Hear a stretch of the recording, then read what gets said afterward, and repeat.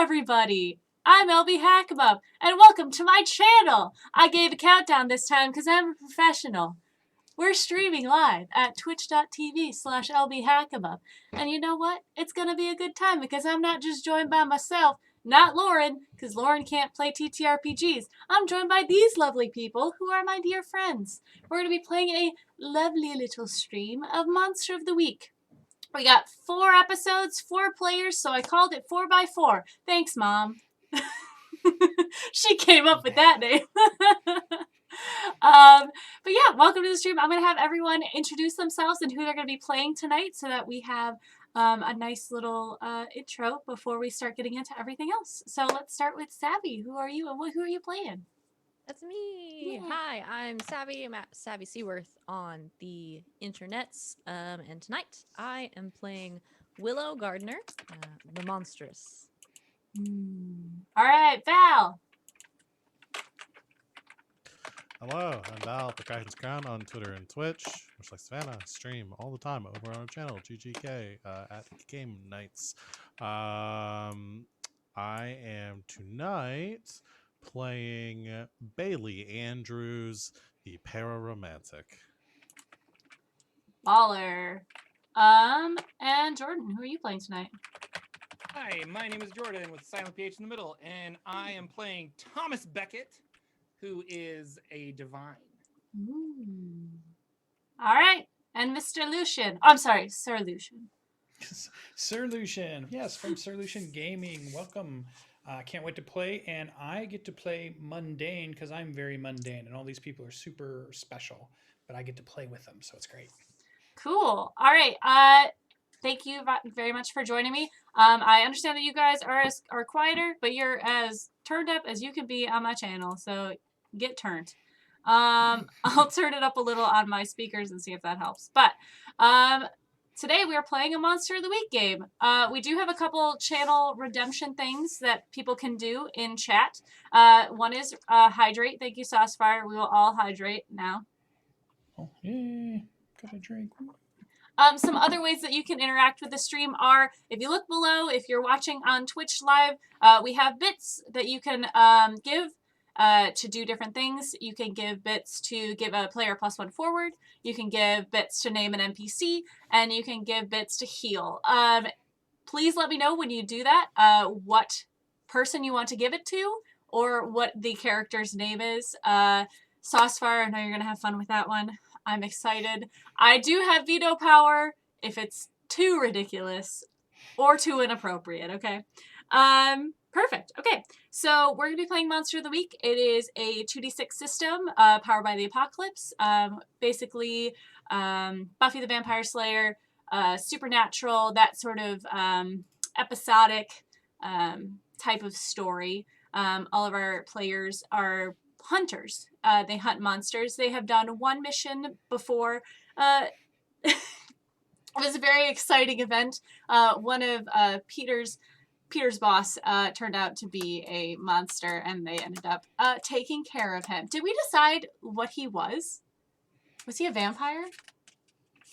I feel like that's where we were leaning last time. I think it I was a don't know. vampire, yeah. Yeah, I think we said vampire. Cool. Anyways, they swiftly took care of him and have been friends ever since. Kind of. Not really. But perfect. I don't think I have anything else before we begin. Does anyone have any questions? No? All right, cool. Let's get started. I'm going to pull up my notes because, you know, that's how I am. All right, we are starting this story in the very beautiful city of Dolberg Lake. It is a mountainous area surrounded by forests, and at the center is a large lake. The city itself sits about a half a mile away. It's a very beautiful area to hike around. The mountains do get very treacherous as far as getting too deep into them. People do get lost from time to time. But in general, it is a very beautiful area. The people there, it's a population around 10,000. So not a huge city, but definitely not like a, you know, everyone knows everyone. But it is a very tight-knit community because the nearest city is about 150 miles away, which is Great Falls, Montana, the wonderful city that has the wonderful, uh, it's a lounge that has Oh, the mermaids. Sip and Dip Lounge. The Sip and in Dip Great Falls, Lounge. Montana. Yeah. Real place. Piano Pat. She plays every night. Go check it out. I hear they have Great Falls there too. Yes, at least one. Probably two. This sleepy city does not see a ton of traffic outside of the normal tourists. It's not in a national park. It's not it's a beautiful area, but it's not one of those that draws a ton of campers or a ton of other outside people in. So it's a tight-knit community where people take care of each other most of the time. As far as creatures go, there are unknown to the general population. There have been some events where there are monsters or mayhem that has gone on outside of the normal population or in very isolated incidents. Some of our characters were born here. Some of them came because of this draw of these monsters. It's a nice place to hunt, beautiful place to live. But yeah, so in the surrounding areas, there are this beautiful horse farm called Ivy Orchards, where one of our characters lives, with all of the beautiful horses that I'm so excited about that will probably not come up, but I hope they do. And yeah, so just a typical small town in the mountains. And yeah, so let's begin with finding out where everyone is and what they're doing. So let's start in the same order. So Savvy, where is Will? Let's describe your character and what she's doing. Okie doke. Willow is a younger looking woman. She looks like she's probably mid-20s. She is tall and thin, long green hair that she usually keeps either tied like this or tied back in a ponytail. She's generally a happy person and is always just kind of like vaguely smiling. A lot of the time she also kind of looks like she's half asleep. And she kind of takes things a little slow. She is probably at work. I think at this point, she is trusted enough by her dad to run the joint when he's not there. So kind of like earlier in the evenings when it's less busy, she kind of bops around the theater and takes care of stuff. Cool. And you live, well, you don't live at the theater, but you work at the drive-in theater in town that is called, I wrote this down. Go ahead. The Silver Moon. The Silver Moon. I knew it was a moon-related thing. The Silver Moon Drive-In. Your family owns this. And let's talk just a quick second about you are the Monstrous. So you have your drive, and your drive is joy, right? Yes. So do you want to explain how that works or what that will do with your character? Mechanically? Yeah. Yeah. So the Monstrous has a pure drive. And you pick one emotion. Essentially, the idea is that you are ruled by one emotion. Willow's is joy. So she will indulge that emotion at all costs. Essentially, whenever you have a chance to indulge it, you do, or you have to roll to not do it. So there is a potential for getting in trouble for literally chasing my bliss. Perfect. And did you let people know what sort of monstrous you are? Oh no, I didn't. Willow is a fairy. She's a dryad. She's a tree lady. Cool. And you have a couple other family members in town. Do they all hang out at the drive-in, or is it your dad and your responsibility? For the most part, it's the two of them. I think her younger sister probably helps out occasionally. And then her her aunt and her cousin, I don't think like work there in an official capacity, but it's a family business and will like help out and kind of step in if it gets busy. Perfect. Okay. So you're at the theater. Since Bailey is the Pararomantic, is Bailey anywhere near here, or are they at their own homestead?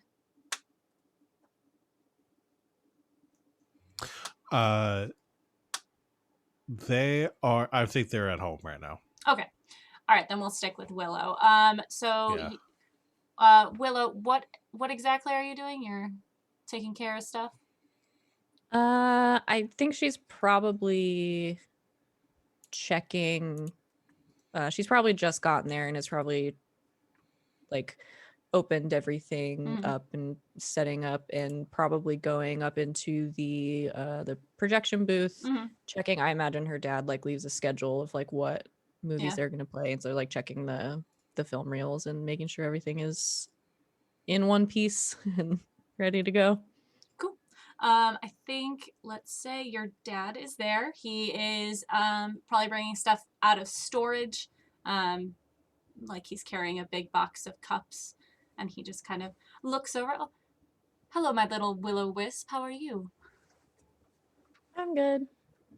Uh, did you have a good morning? Good afternoon? Good day? I did. I didn't do a whole lot. Are It you was ready? nice. Are you ready for the double features tonight? Yes, very We're- much. Lethal Weapon and Die Hard. I think it's going to be a beautiful combination I haven't seen Die Hard in a long time.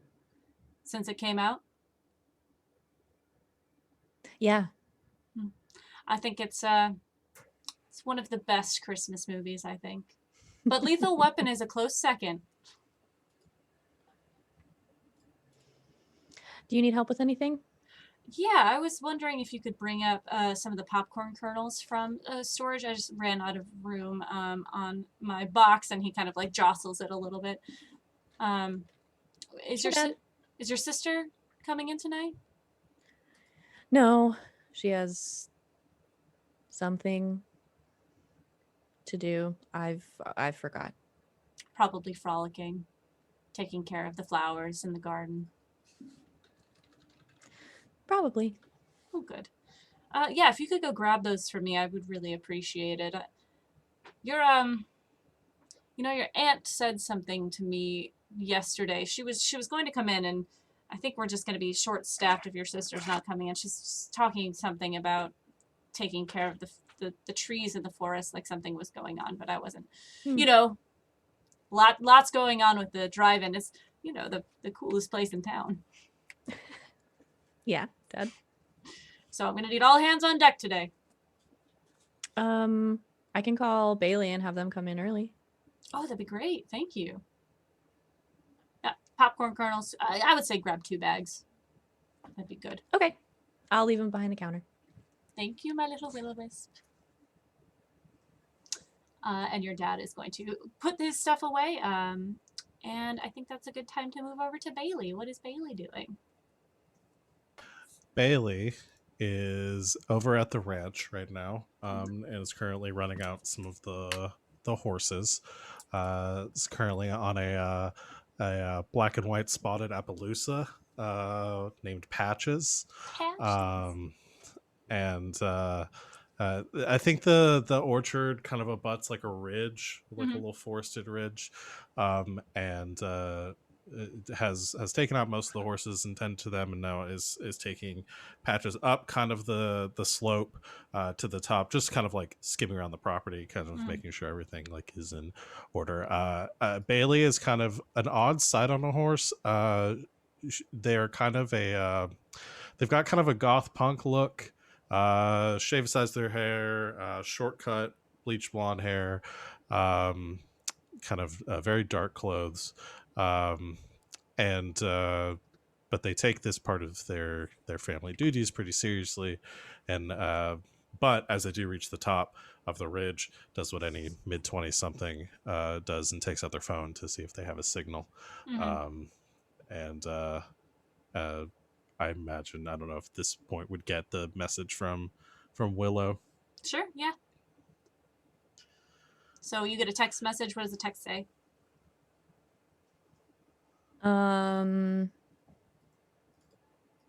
It's probably just very simple. It's probably hey, can you come in early tonight? Dad says all hands on deck, and then a hand emoji and a like movie projector emoji, and then another hand emoji. Bailey smiles and responds saying, yeah, I can be over there. How early? How soon can you get here? Uh, I just got finished with the horses. I gotta shower and change and like I don't know, 45 minutes. That's great. All right. We still gonna hang out after? Yeah. Cool. All right. See you then. Okay, bye. Go. Bye. Gonna, Heart emoji. aw. Gonna take the horse back in. Patches. You're gonna take Yes. Patches back in. Are you gonna do anything besides showering before you head out? No, I mean, I think they live on the property, on the same property as their like their family owns, Mhm. but doesn't actually like live with their Yeah. parents. And so yeah, I think they just lock up. And how small is this town where like Bailey is the person that like they own the ranch, rides a horse everywhere into town, like can like hitch the horse like outside out back at like the restaurant near the movie theater, and Yeah, I think like that's acceptable how, as long as it's not in the winter. yeah, yeah, And it is and, early fall, so I think that would be okay. Although, okay, having a horse there for a full 8-hour shift is, especially with a double that's a lot. feature, that is a long time for the horse to hang out. Yeah, I mean, I know we talked before about you not wanting me to build like because I have the car as a real Uh-huh. loosely flavoring Yeah. car is, so I don't know if like I think I mean maybe just if this is an everyday thing, then they could have an area for the horse where okay, you could bring, like, if you want to put a pack on its back and bring like food and they have a bucket of water there, that would be yeah, acceptable. okay, Willow says yes, please. It's a movie theater run by people born of nature. Mm-hmm. yeah. They And this probably is get along better Montana. with the horse than most people. There are more horses in Montana than there are people, so Yeah, absolutely. So yes, you Bailey can. gets another text. Ooh, if you bring Patches, maybe I can convince Juniper to come in. which one's Juniper? Who should I That's know my is Juniper? sister. Right. Yeah, definitely. If she wants to ride her around, that'd be fine. Okay, bye. Anyway, but yeah, that's it. Just goes gets changed and then rides over. Perfect. All right, let's move over to Thomas. What is Thomas doing, Jordan? What kind of time of day is it? It is mid-afternoon. I would say just before dinner time. I'm gonna say the Okay. movie is probably start at like 7, so it's Okay. probably around 5:30. So I think I am, and I guess I'll defer to you. I think Thomas is keeping tabs on either Willow or Peter. Okay. And he definitely has a cup of coffee that he bought around 9 or 10 in the morning, and he's slowly been sipping it for the many hours that he's been like staked out, either watching the movie theater but we haven't done Peter yet, so maybe Willow's a better answer. But Okay, yeah. Why don't we? That makes sense. You guys are in a similar space. So, where have you? Are you in a tree? Are you in like the house that's across the street from the theater, kind of looking down on it? yeah, so across the street from the theater, there's a small park, like maybe like 20 feet by 20 feet square for some reason. Okay. And there's like a little chessboard there, and I just kind of sip my coffee. But from where I am sitting with the chessboard, I can pretend to play chess with people, but also just keep an eye on that movie theater door and maybe the back alley. Maybe it's angled in such a way to see if Willow is coming or going, because I gotta track her movements. Cool. She's just, and I'm probably wearing like a brown trench coat, very thin, scraggly kind of blonde facial hair. Probably I haven't showered in like 2 or 3 days, I imagine. Well, you don't have a. looking. I Yeah. was gonna say you don't have a shower at your apartment, so. Yeah. The apartment doesn't have running water, so. Do you want to let people know why you're stalking Willow at this point? Because Yeah, I'm so, not certain it would I'm- come I'm up a- organically. Well, also, yeah, that's fine. I'm a divine, and we were talking earlier when we were doing a session 0 that Thomas, there are certain monstrous or mythical creatures that do not belong like with humans in the real world, and so he's been charged to protect regular people from these monstrosities, and Willow represents one of those. And but every time he tries to, or every time he gets close enough to actually like kill her or finish the job, his god seems to intervene and he's unable to do it. And so there is a conflict within Thomas, because he's like, but this is my job, and he doesn't really understand what's going on. But so he knows something's up though. Something's bad about this person. So. All right, solid. So you are. I'm sorry. What you said is a coffee shop? No, I have like a cup of coffee that's cold that I bought this morning that I've just been sipping on. So I'm in a park across the street at like a chessboard. Okay. watching. Okay. Yeah. Sorry, you said chessboard. I'm like, inside? What? No. So you just see a bunch of. This is probably a nice like wooded park, not quite the. There's probably a little play structure for the kids. At this point in the evening, probably everyone's like kind of picking up their stuff and heading out. But you do get a lot of like. Even though you look like a homeless person, the nice people of the town are still giving you a hi, how you doing? And, just a little head nod. I don't think anyone approaches you at this point. It is still a, town out in the boonies, so I want to be a little cautious. But good. Do you want to do anything while you're watching Willow move in and out of the business? I would like to do my beginning of the mystery roll. We'll wait until we actually start the mystery. Okay, then I'm gonna wait till I actually start the mystery. Yeah, we have to do the hook first, and then you can do Gotcha. that. Cool. Yeah, anything else? No, I'm good. Thank you. Can I see him over there? Yeah, I mean, he sits in the same spot every day, probably. Probably, yeah. Because Willow would go over there and say hi. Okay. She likes him. Okay. So, Thomas, you pretend to take a sip of your coffee and move the chess pieces a little bit, and you sense... One of those, like, looking anywhere except the direction she's walking towards me, which is straight on, yeah. Yeah. Are you bringing him anything? Or just coming up to say hi?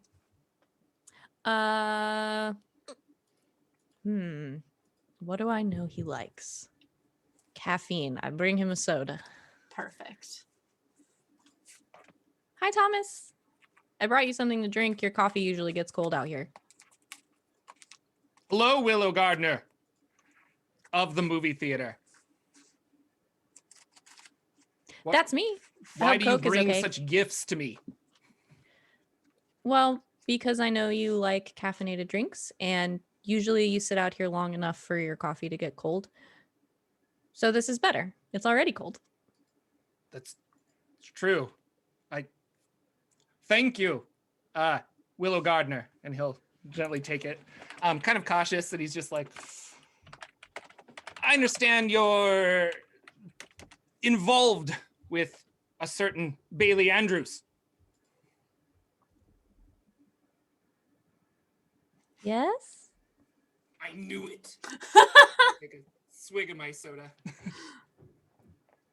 Thank you. It's very tasty. You're Willow welcome. Gardner. We're having a double feature tonight. Are you coming? And he'll kind of like reach around his pockets and he's like, would it be acceptable for me to go through the back door again? That's fine. I'll let you in. I will accept your invitation, Willow Gardner. Thank you. I'll save you some popcorn. Oh, and Okay, he like bye. perks up, yeah. Just walks away. And then just back to like, what does she mean? Shifty. She's so shifty. He's too nice. All right, perfect. Okay, let's move over to Peter. What is Peter doing? I assume at home. Oh no, working No. hard. Come Oh, on. No. So Peter is your the only visual thing I could come up with was the glorious brown bushy mustache over a great smile, which I don't have, and I'm jealous of Peter for having, wearing his kind of dark blue polo shirt that says Peter, and then it says Amazon Prime, and it has the little smiley face logo on the bottom, and he's got his blue khaki shorts on, driving his Amazon Prime truck. And I feel like he would show up in both scenes, almost tying them together. sure. But one's a little bit of a flashback when he rolls up to the ranch, Mm-hmm. just as maybe Bailey's coming out, and he's like, "Oh, you can." I honk the horn, and I give the big wave, and I've got like a little package, and it's like a Amazon box, and it's clearly some type of CDs or music that you've ordered. It's got Bailey's name on it, and I'm like, Bailey, and I'm like, waving, and I got like whatever he's ordered music wise. And I kind of jog out of the van as I, come running up to him. And I can tell he's just coming out of the shower and he looks like he's about to leave. And, as I'm like handing him over and I'm like, oh, what'd you get this time? And I don't know what he's ordered. Hey, Pete. I didn't know you were still running deliveries this late. What time is it? Run them all the time. Well, I got to get the van unloaded. So gonna hurry up. What kind of music did you get this time? Well, I got a couple things actually. I've been I was gonna actually, these are a gift. Got them for Willow. She doesn't really have a big collection, so I keep showing. All right, some Bailey, you that got to take off. have. I got to go. I still got some Yeah, orders. He just yeah. runs back to the van. Great. See you, Pete. If you want to come by the theater later, they're doing a double feature.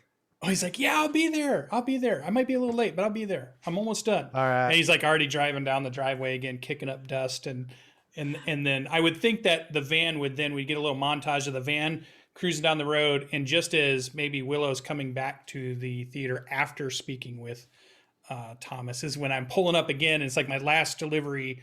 And it's like, I wheel out the thing and it's got stacks of boxes and it's heavy and he's struggling with it. And he sees Willow's dad and he's rolling it up with a big smile. He's like, you ordered a lot this time. What is all this stuff? And it's like really heavy. It's like I'm moving a refrigerator of stuff or something.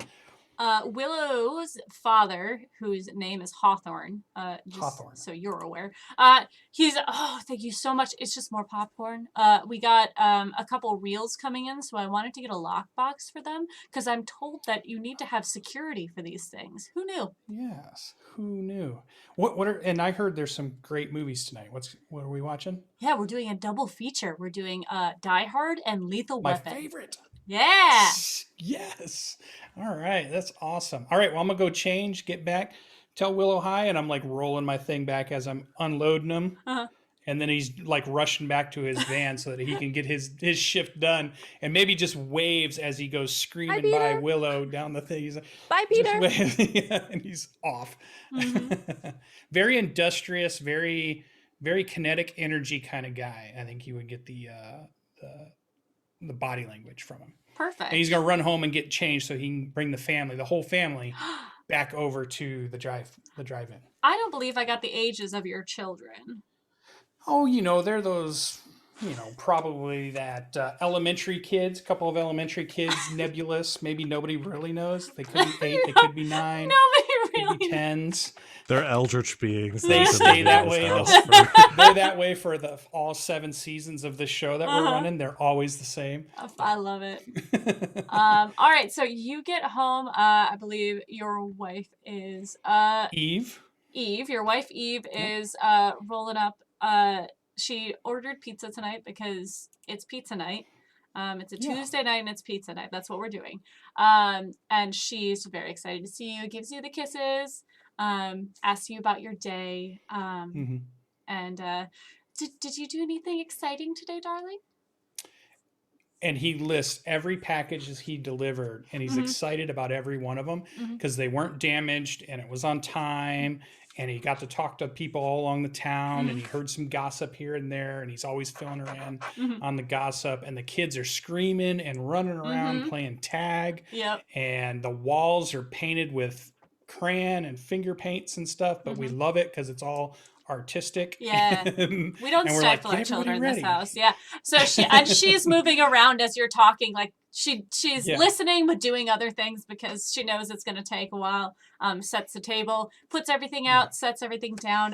The TV is running in the distance. Well, in the It's a in the movie land family. Yeah. Doesn't exist anywhere else in the world. Exactly. This And is all a movie land family. the kids sit down when they're told. They wash their hands. Everyone takes a moment before dinner to give thanks to all the things in their life that they love. It's adorable. Yeah.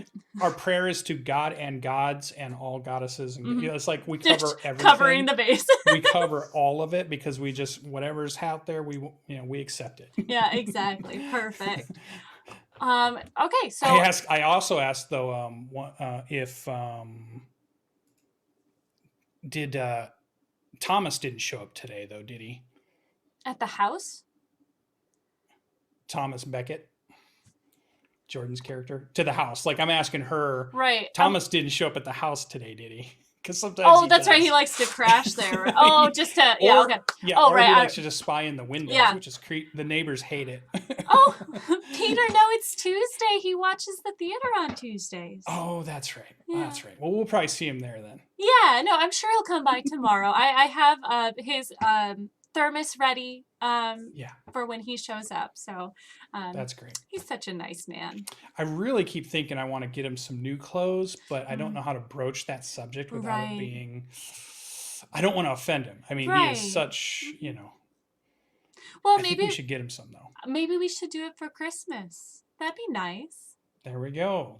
Maybe we can get some clothes for him for Christmas. Right. Or Yule, since we started doing Yeah. that too. Well, we'll have to ask him what he celebrates, maybe. Exactly. Okay, perfect. Yeah. Oh. Some fire festival or something. I can't remember Burning Man I don't remember what he said. That's funny because I know his God. So as you guys are eating your lovely dinner, you hear as if the TV suddenly, the volume goes up because that's how it happens in TV shows. A breaking news report comes across the TV screen, and this is what you hear. Breaking news tonight, a local man has gone missing near Dolberg Lake.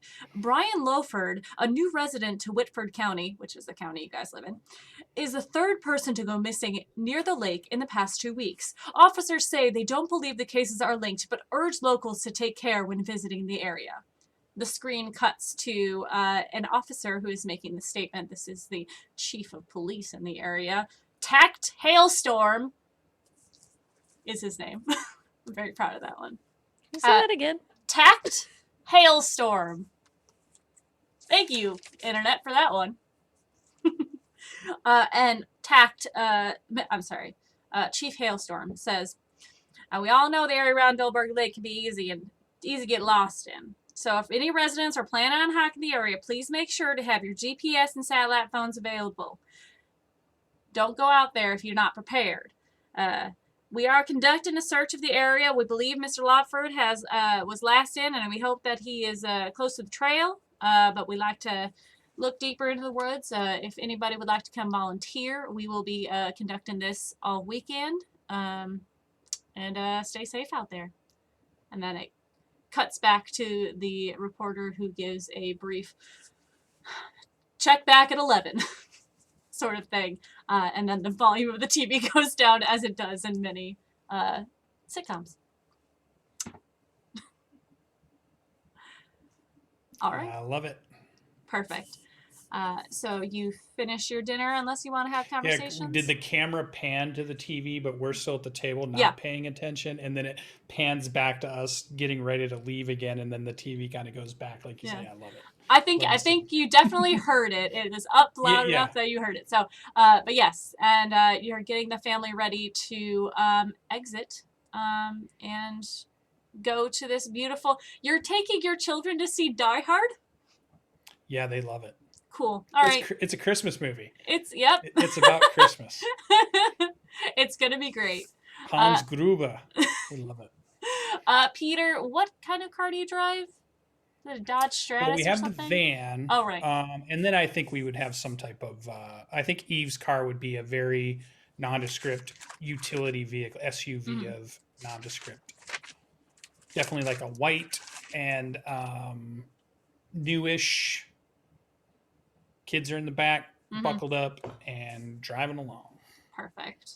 And Kids of various ages that we don't understand. Various ages. They're all We just fed like the dogs. 7, maybe 12. I don't know. We fed the dog, made sure you get out, and then we head on out. Perfect. All right, so you drive up. Is there anything? Oh, Bailey is going to arrive at the drive-in. If there's anything you'd like to have happen there, you ride up. Yeah, rides up. Takes Patch, like make sure Patches has some oats.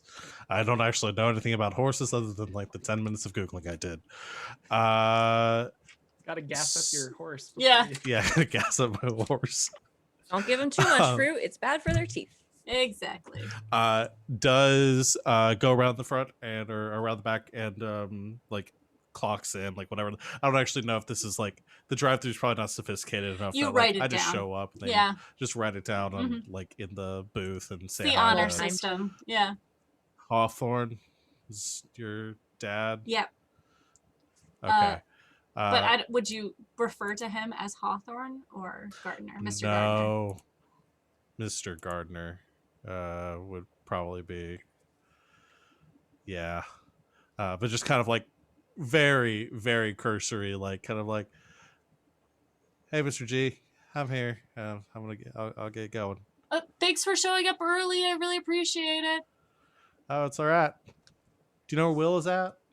I think she's checking the bulbs on the projector. Great. I'll see if she needs any help. And goes up to find Willow. Who is at the projector booth, which is the building on top of the... Well, no. So the way this is set up, the main building is near the road. There is there's just one area to get through. There's like a ticket booth, which is sort of like an archway. In the only drive, people get to... you guys have 2 screens, but usually you only use one of them unless it's like a holiday weekend or there's a big event like the town's doing a celebration or something. So people will drive in under the arch. They will pass the concession stand, which is the main building. And then next to the main building is a large wall that does not face the road. So that not just anyone can watch, or the park that is across the street. And then the projector booth is going to be on the opposite side of that. So it is a little bit of a walk to get out there through this rock area that has all the I want to say they have the poles set up, but they don't do that anymore. You tune into a radio station because this is not 1976. And everyone will just tune in on their radio. So Willow is up in the booth. There's a little bit of a stairwell to get up there, and then I'm gonna say like a 5x3 area. There's not that much space up there to get the reels in and get the light bulb and all that. That's how they do that. It's still an old machine. That's how they do it. So.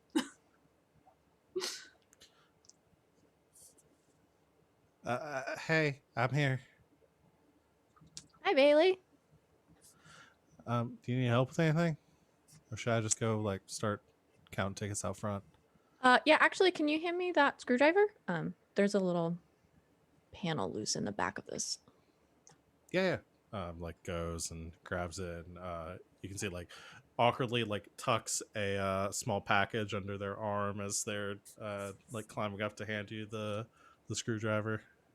Thanks. How was your day? You know, same as always, nothing really special or anything.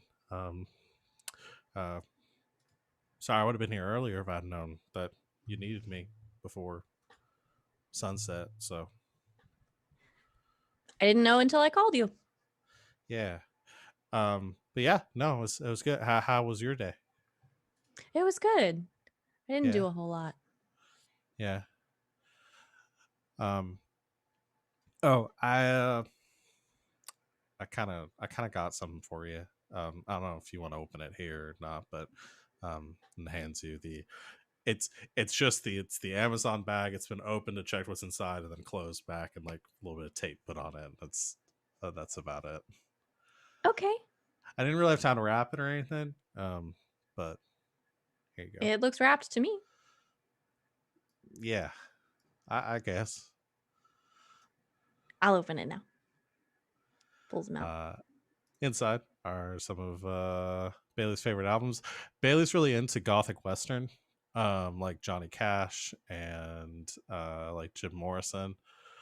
Uh, Speaking what my it is, language. it is a real genre of music. I know. I It's was a just real good not genre of not what music. I was picturing, to be honest.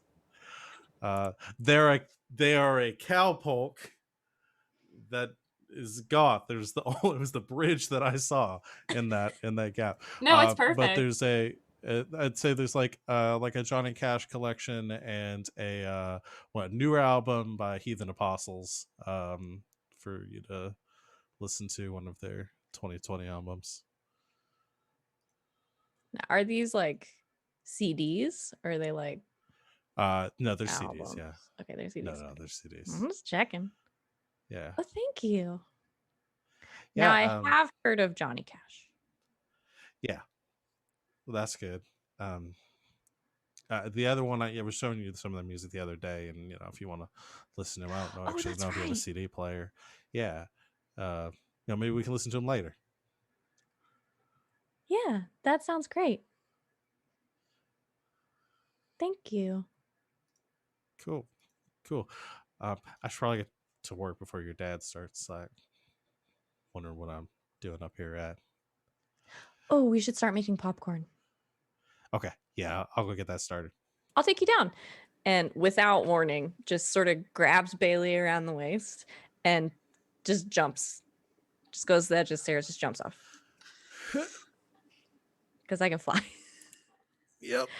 So she goes, and these like translucent, almost like butterfly wings kind of show up very briefly and shimmer and just kind of like an elevator, but faster and scarier. Sets them on the ground. Oh, right. Okay, thanks. You're welcome. Could you give me a little bit of warning next time before you do that? Was that not enough? Not just a little bit more. Just let me know, like, hey, we're gonna like fly now or something. Oh, You just scared me a bit. sorry. I'm still not used to this whole thing. Yesterday I woke up and the arm and the shows like this little like wooden bracelet that they have. It's like the bracelet you gave me was like glowing, and yeah, I'm still getting used to this whole thing. Sorry. It's okay. It's cool. Really, I'm cool with it. I just still trying to wrap my head around it. Okay. More warning next time. Just a little bit. Go make popcorn. Yep. Yeah. As you guys turn, you see Willow's father is like walking up to you guys, like got a smile on his face, none the wiser to your cute little relationship that you have going on. Oh, Bailey, good. Hey, I've started the popcorn. I've got the soda machines running. Everything's up and going. Can you start taking tickets because people are going to start lining up in about like 20 minutes probably. I want to make sure everything's set Yes, up there. Yes, sir. I can get on that. Mm-hmm. It's just like gives Will a look and then heads starts jogging to the front entrance. See you grabs later. Bye, and like kind of stumbles for a second and then keeps going. Oh, there's an extra roll of tickets under the counter. I put it there earlier. Got it under the counter. Such a nice human. Yeah. We have boxes to think- unload. Right. Got it. He kind of ushers you into the main area. Just kind of surreptitiously, like real quick, goes behind a counter, puts CDs in her bag, All right. and then quite easily lifts heavy boxes. Just She's strong. I believe. Thomas, do you have anything you're going to do before the double feature? I'm sneaked in, I assume, right? Yeah. I think it's pretty easy to. You'll probably have a spot like in the scaffolding. Go. Okay. I was gonna No, say go ahead. Sorry. you don't have a car, right? Yeah. No. Okay. In the scaffolding going up to the projector, there is sort of I'm sure that in the booth there's a pillow that they have left out for you so that you can, sit and watch the movie. It is the nosebleed section, quite literally, but you definitely get to see it. And there's a little radio next to it that you can tune into. For sake of being able to get around the town, I was thinking it would be funny if I had a small little like kids motorbike. That is definitely Peter's that I just took one day. I'm like, well, I need this. So zip around on that. Fair. The transit system's pretty good too. They do have a bus system. Oh, okay. Yeah. I can do that then. Mm-hmm. I'm okay with both. Oh, awesome. Yes. Thomas will be, I think, I'm trying to decide. No, I think I will be just there waiting for the movie, and it's like a Hawkeye kind of view, and I think I'm being able to take it all in to see from all areas. Yeah. So. Cool. Is Thomas actually excited to see this movie, or are you faking it? Oh no.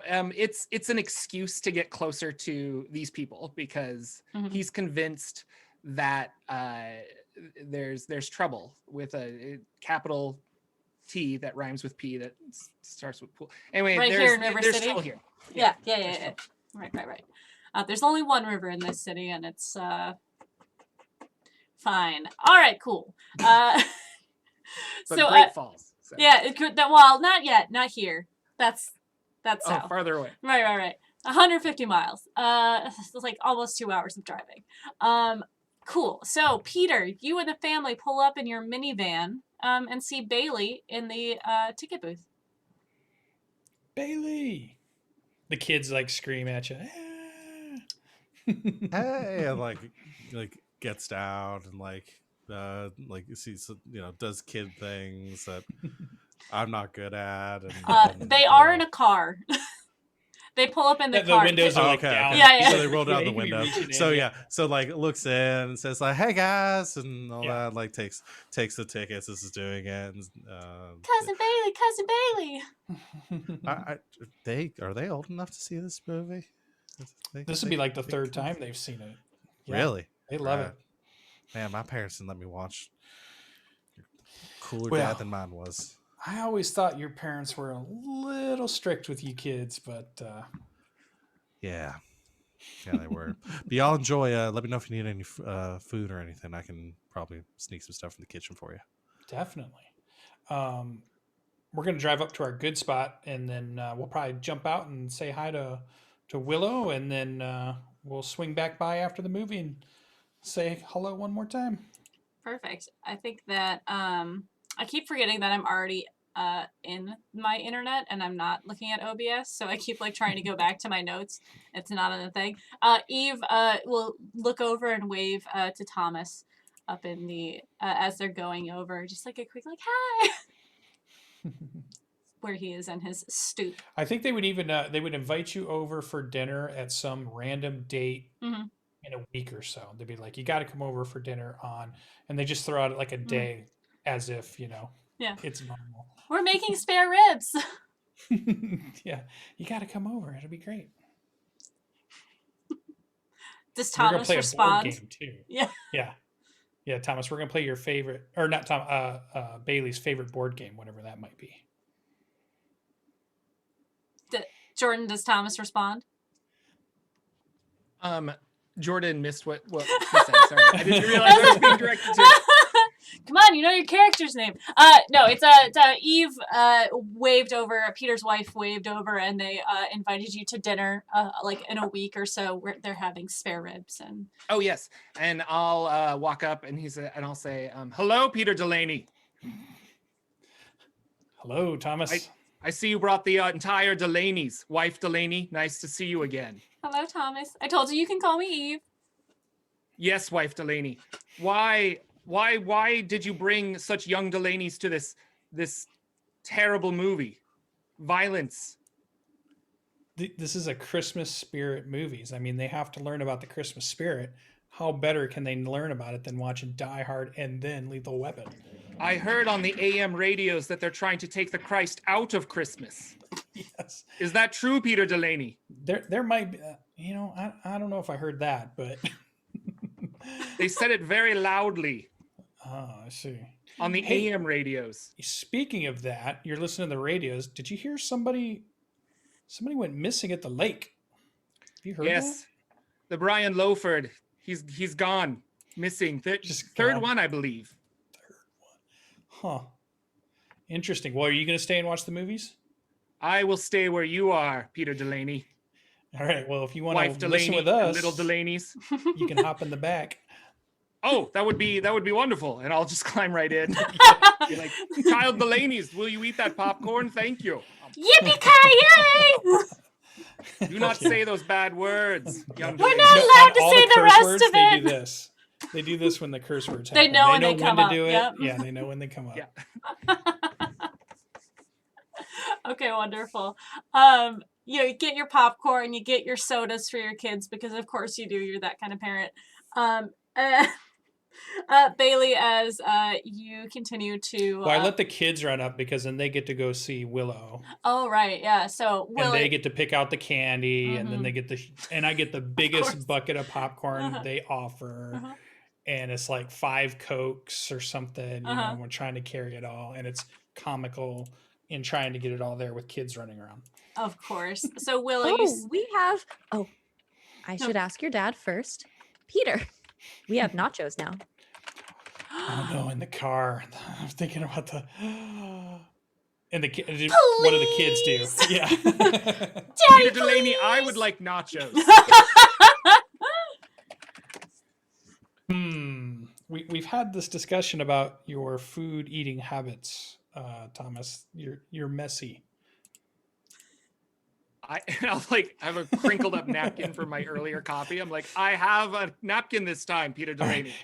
Peter will grab like a stack of napkins and hand them to him. He's like, okay, we'll do the nachos then. Great. Perfect. The kids are running around like pretending to shoot each other, and one of them's just like, "Now I have a machine gun," and like runs away. I will get you, Hans Gruber. And then the other one tries to do a German accent, but just like, I'm not gonna do it. But And I'm like, fail. I keep telling the boy. That's all I ever call him, the boy. Put your shoes back on, because obviously, Die Hard. Right. Oh yeah, they're just running around on the cobbles or on He's always trying to run stone. around barefoot because of Yeah. Die Hard. Yeah. Yeah, exactly. Boy, get your shoes on. Is this kid me? Maybe. You guys are able to get your popcorn and all that. And I think we're loud and boisterous. Yeah. And all the town knows us. Right, but I feel like no one Completely. dislikes you though. No, it's not no, like, yeah, oh, but I it's think it's that like- family. Yeah, it's the Delaney's. The Yeah. Delaney's are Oh, they're so nice. Look at them. Look at the kids. No one cares. here. Yeah. Perfect. So perfect. Bailey, as you are taking tickets, you're getting the scragglers that are coming in like as the preview starts, which are of course like those like really old school cartoons where like go visit your concession stand and thanks for watching, thanks for visiting. You know, piracy is illegal, like that sort of thing for whatever reason. You wouldn't pirate a car. Just say the same thing. Exactly. You have a couple stragglers coming. You're I would say your neighbor, but your neighbor's a couple miles away. But the person who lives next door, and I pulled up the wrong thing. Pulls up in their they have a Mustang, which they shouldn't be driving in Montana. I mean, do what you want, but like the winter months, it really doesn't make it not easy. Molly Curtis pulls up in her Mustang and she rolls down her window. Oh, well, hello there, little baby. How you doing? Oh, hi, Miss Curtis. I'm good. Ticket? Yeah, we got 3 of us in here. Yeah, we're gonna get popcorn. Do you have the special where you do the large bucket of popcorn, 2 drinks, and then candy? Uh, yeah, but so that was last week's special. They're doing the nachos this week, so it's a medium popcorn, a side of nachos, and a candy for $10, $15, whatever reasonable amount of dollars for that would be. It's not reasonable, I haven't been to a whatever. movie. I haven't been to a It's movie in a long nachos. time. What could it cost? $10? Yes, it's a movie theater. Oh, is that real cheese or is that like movie theater cheese? Is there a difference? Darling, we gotta talk to your mom about what she's feeding you. Anyways, how are you doing? You looking fit? You're looking well. Thank you. I've just been working really Yeah. here and then back at the ranch. So Horses are doing well. stay busy. Yeah. We actually we're down and off to the auction a little bit ago or a couple weeks ago, looking to get a few more added. Probably do some work and expanding out the stables this That's this wonderful. winter. Have you heard the new Yeah. gossip around town? No. Oh, it's terrible. And she like looks to her companion in her seat next to her. You know it is her friend Sally. They're the gossip queens of the area. There have been people who have gone missing up in the lake. You know, people are saying Really? their hiker's gone missing, but I don't believe it. No. One of them was a park ranger, from what I hear. Is there like a lake or is it like Yeah. multiple lakes, or- So, the lake is Dover Lake, which is the largest. or like It's like 6 miles wide. I looked this up. It's a fairly large lake. That there are a couple like small streams, one major stream that are off of or river that go off of it, but it is like the big draw of the city, basically. Yeah, just the big one. Just have some people went missing up there by the lake. Yeah, I heard I saw it on the news tonight. Someone went missing. I believe his name was Brian something. But yeah, no, it's just terrible. I wonder if there's a serial killer. You know, I've been watching these documentaries on the serial killers. Right. No, I'm sure that's not the case, but I mean, it's Dolber Lake. Like people picnic there, like that's okay. Well, that's good. I wasn't planning on going up this late in the season, but no, keep that in mind. All right, well, tell your mama I said hi. I will. And bye. And they like drive off, like spewing the rocks behind them. The roar of the Mustang as it rolls away. I love There's a speed limit. Go catch him and tell them that.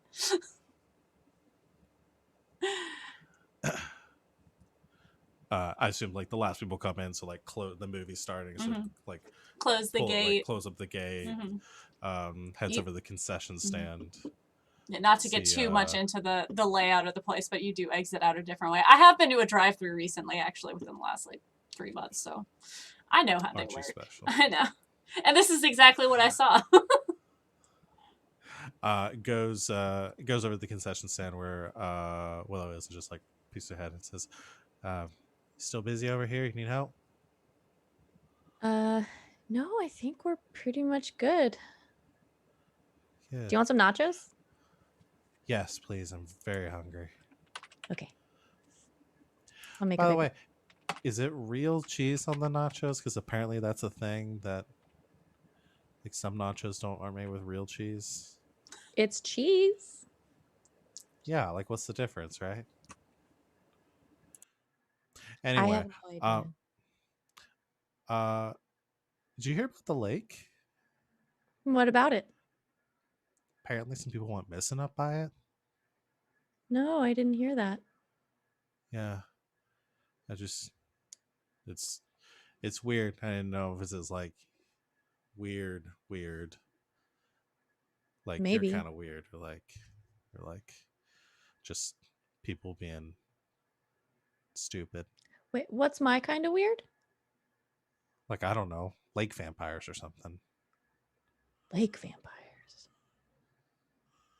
I've only ever known land vampires. Oh, well, maybe they're maybe I they're lake imagine vampires vampires. could live in a lake, though. I don't think they have to breathe. I don't know, or lake zombies. But either way, like I just didn't know if it was like that kind of thing. Because Miss crap, what was her last name?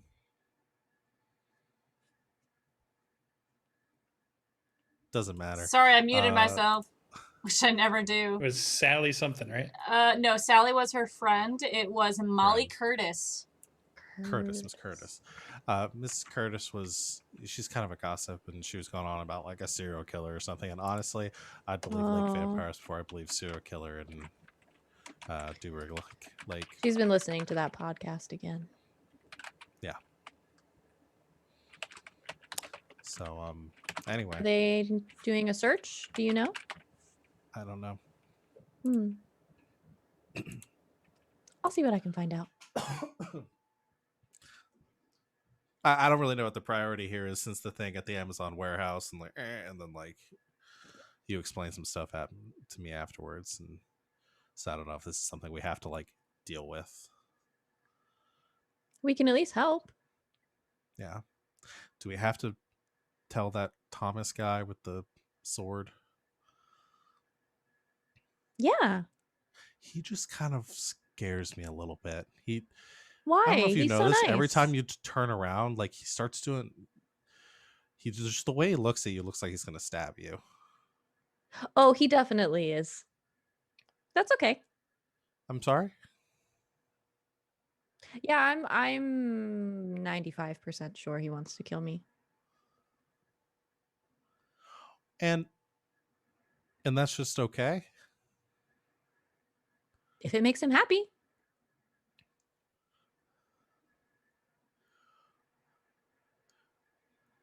Well, what if that made me unhappy?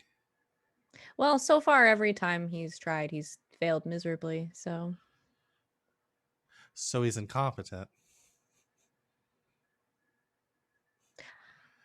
So why should we bring him with us? because I like him. All right. He says my whole name every time he speaks to me, and I like that. It feels like a title. That's fair. And he comes to Okay. the movies. Well, maybe I saw him creeping around earlier. Maybe we should go ahead and tell him. And He was up in the Pete top, about but it. I think Peter got to him. Oh, good. We should tell them about it after the movie. See what they think. Maybe go out there together, I guess. Peter will probably want to help. Yeah. Peter's good at helping. Mm-hmm. Do you want to go up to the roof? Yeah. Will you tell me more about magic while we're up there? Yes. We were talking about it the other day and stuff. So I think I like figuring it out a little bit. And so it just like starts going into that. Let's see. Adorable. Pararomantic. All right, the movie goes on. You watch all of Die Hard through. The kids are in the back, kind of like rolling over the seats and like fighting and trying to fight Thomas in the back. And then Thomas takes it too far and. Now I have a machine gun. Ho, ho, ho!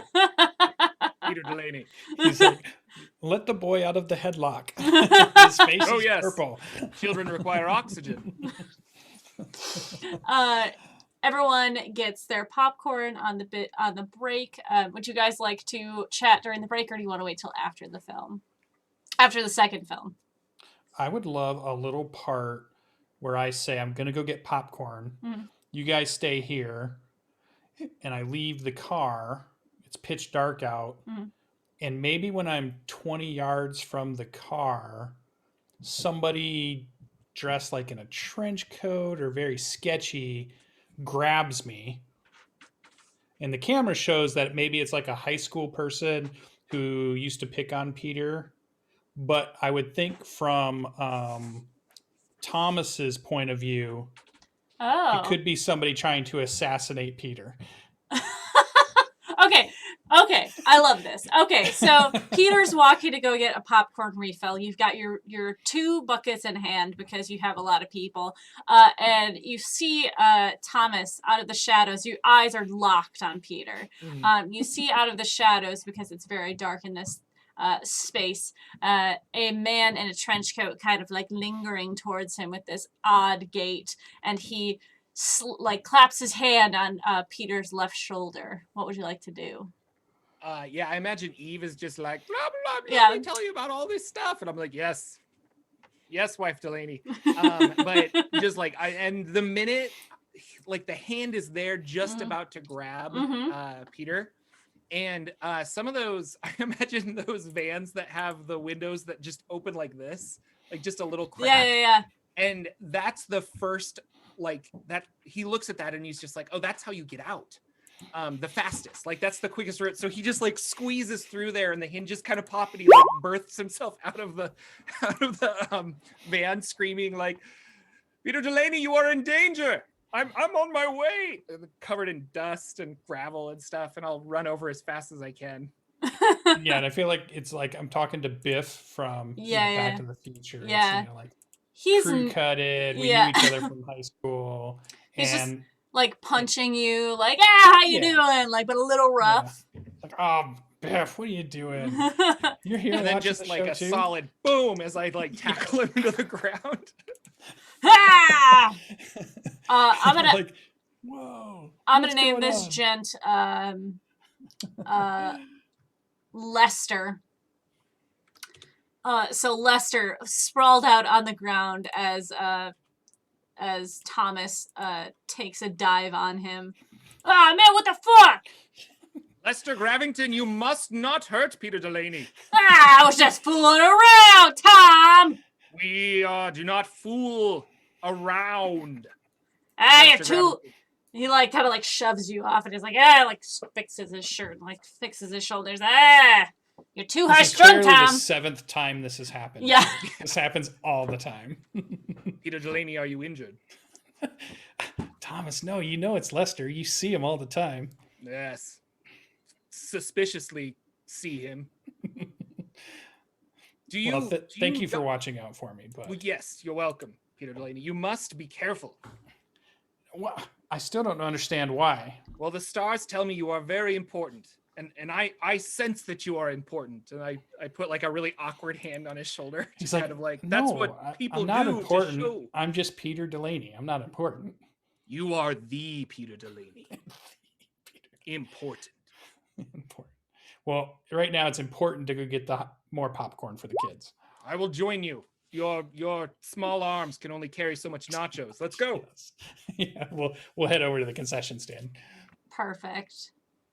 And as you go over there, you see Willow working behind the concession stand, and Bailey is there assisting.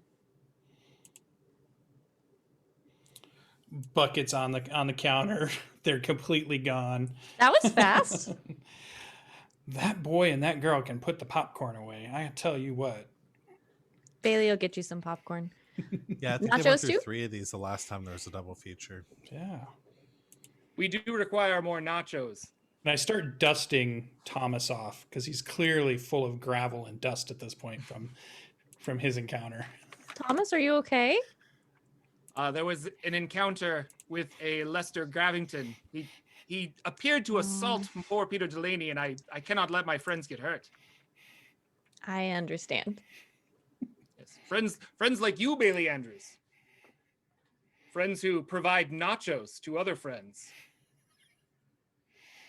Okay, I'll get the popcorn and Bailey can get the nachos.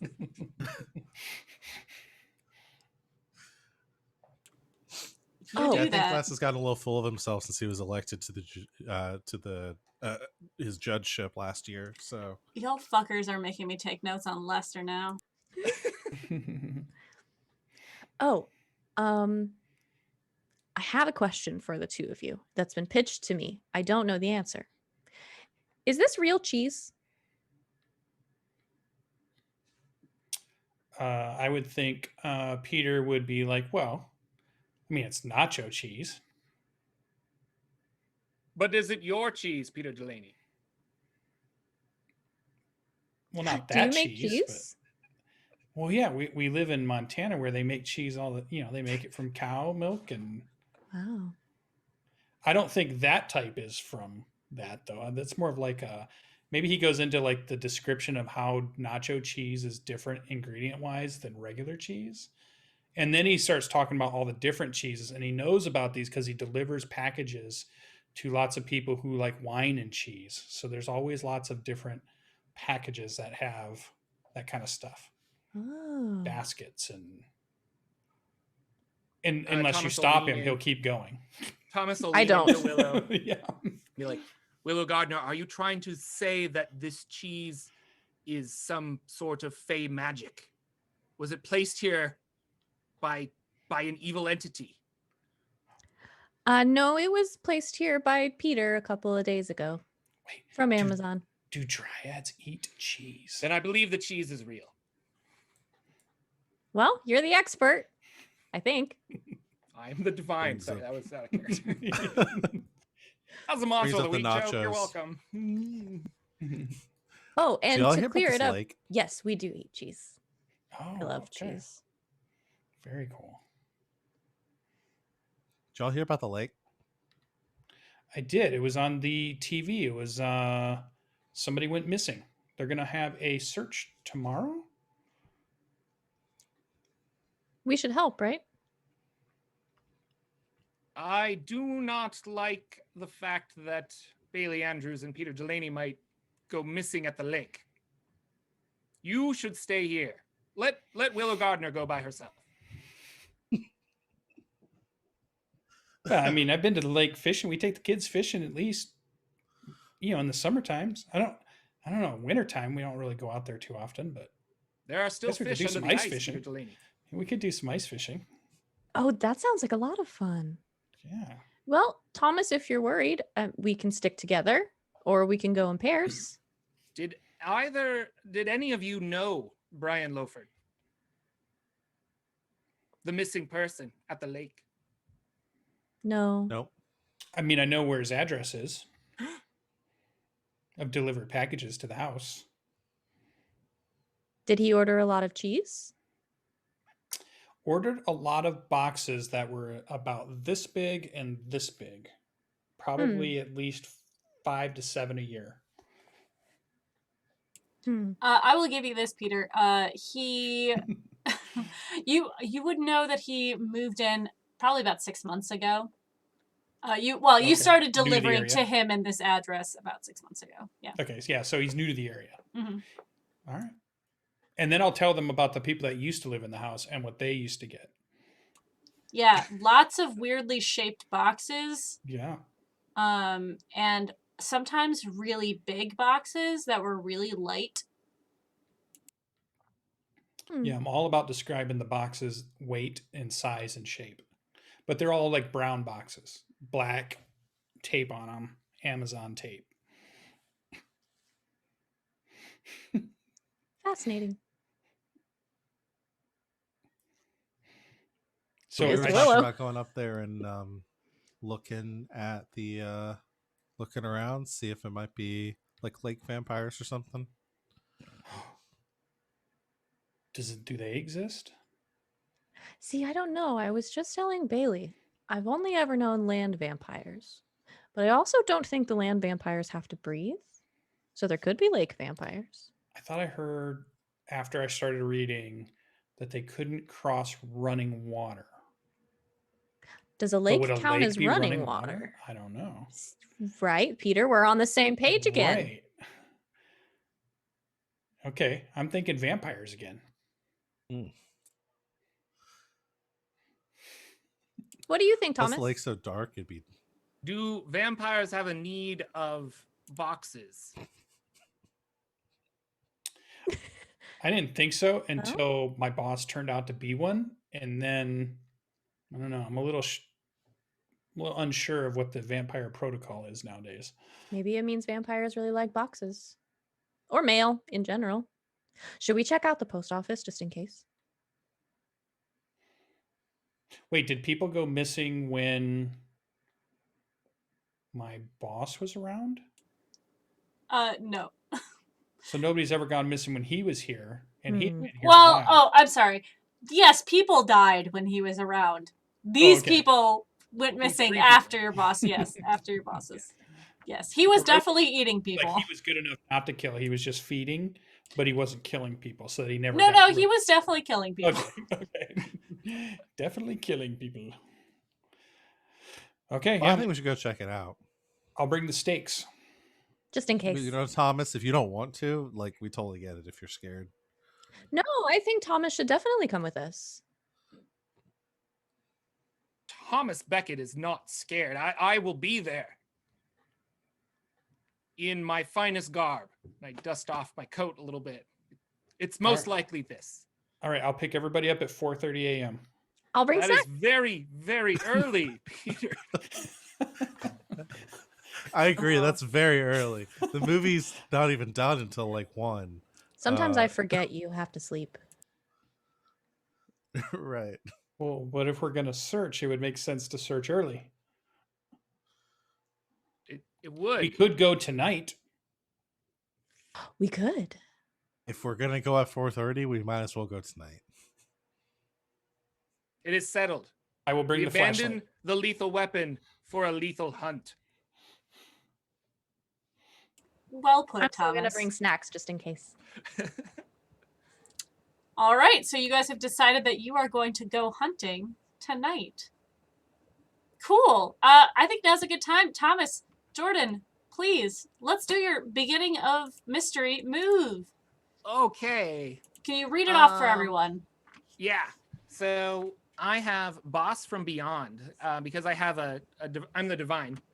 And it says at the beginning of each mystery, roll plus weird. Mhm. And on a 10 plus, my superiors ask me to do something small. On a 7 and 9, they ask me to do something complicated or difficult.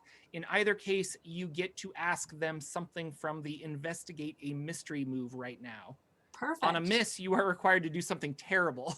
If you do not accomplish what they've ordered, you cannot use this move again until you have made up for your failure.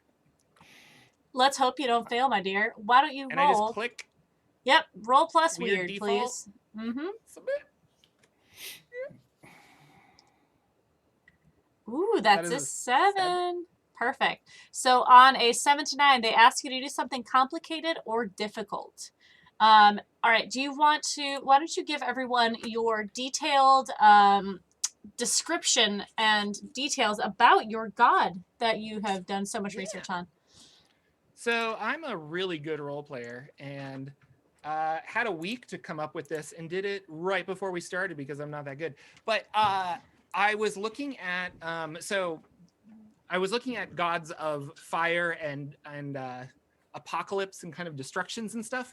And this one is interesting, and it is Naya, which is a god of the underworld and fire and earthquakes and snakes.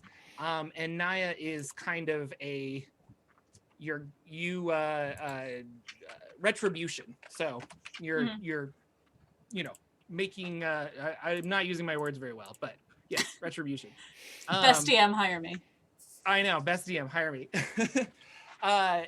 And I think that his purpose here is to stop those creatures from coming into the world or from like supernatural things, but he goes wherever he's pulled. And this is one of those situations where he's pulled. So that commune that I have, and I don't think it's a ritual or anything. I think he just kind of gets a strong feeling or maybe if I may, I have an idea. maybe a pain. But yeah, go ahead. All right, cool. So as you are walking back to the car, following closely after Peter, your eyes glance up at the light that is coming from the projector booth, from the projectin. That's not a word. The projected light going off there.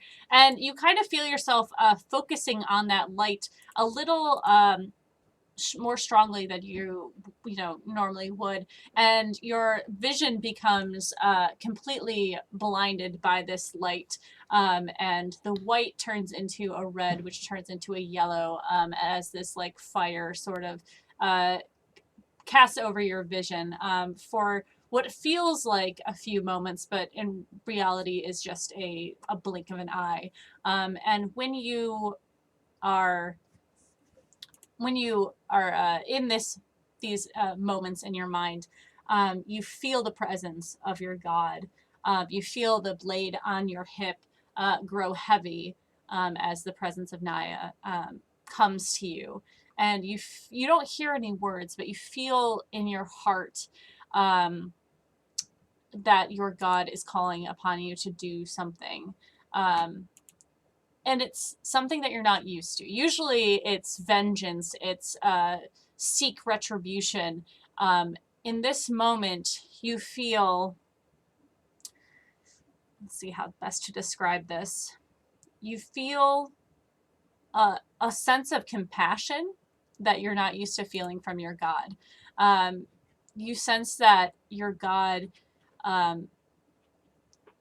is asking you to do something difficult, in that they're asking you not to move forward with vengeance or violence.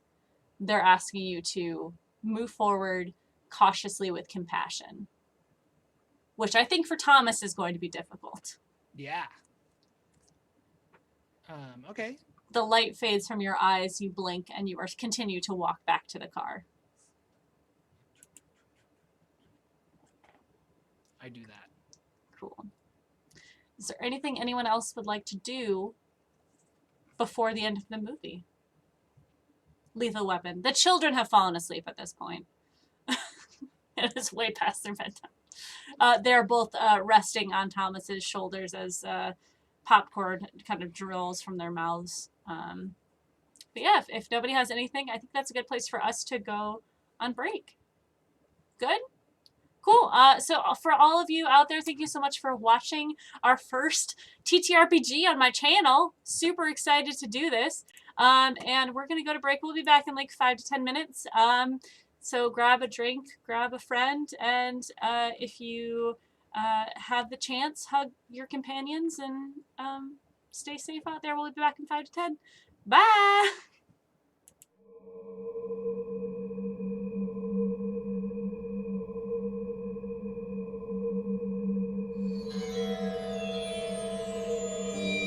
Hello, everybody, and welcome back. We took our breaks, we had our drinks, we're relaxed. We're going to go on a hunt. As we return, the movies have ended. The children are asleep. The cars are ushering out of the exit way in the drive-through. And you guys are going to go hunting, right? Peter, I assume you tell your wife. Yeah, I think what we would do is I would tell them I'm gonna be right back. Mhm. I would take the family home and I would get the van, Okay. which has my hunting kit in it, which is basically a bag, a flashlight, a little stake that I bought at they're like the tied together stakes for Mhm. doing Tents. marking land out. Oh, okay. Mm-hmm. So they're really thin Mm-hmm. and they're really small, but they were the only thing I could find at the Home Depot. Oh, and I have my golf bag with all my golf clubs in Love the it. back. And I get the van so that way I can drive everybody to the lake because I assume the lake is not next to the drive-through. Correct. Yeah, it's about a mile into the woods. You go through. Is there anything else anyone would like to prepare before we go into the woods? I think while they're getting ready, Willow is like thinking, kind of looks over at Bailey, thinking, should I bring a weapon? I've got the stakes. You need one? I'll bring it just in case. And goes like into like the storage and like digs out and slings across her back on like a leather strap just a sword that is as tall as Bailey. Huge like wrapped handle in a like a scabbard that is like leather and has these like leaf and like ivy patterns pressed into it. I'll bring it just in case. Where'd you get that? My dad. For protection. I've got a pocket knife, but I'm starting to think that that's really not necessary here. Well, you never know. Close combat is difficult when you have to hold a sword with two hands. Fair. You should bring it just in case. Okay. And, There's Peter. and Thomas, you are bringing your sword, I assume? Yes, ma'am. And so Thomas has I think, the more I think about it, I think it's going to be like a broken hilt. And he just has this broken hilt, but I can say flame on or something stupid, and it ignites, and I have this flaming sword, and it's really cool. No, you have to say flame on. I won't accept anything Okay, else. yeah. So But I it's like that canon he now. That's hates what that it he is. has to say flame on. It's just, Seriously? flame on.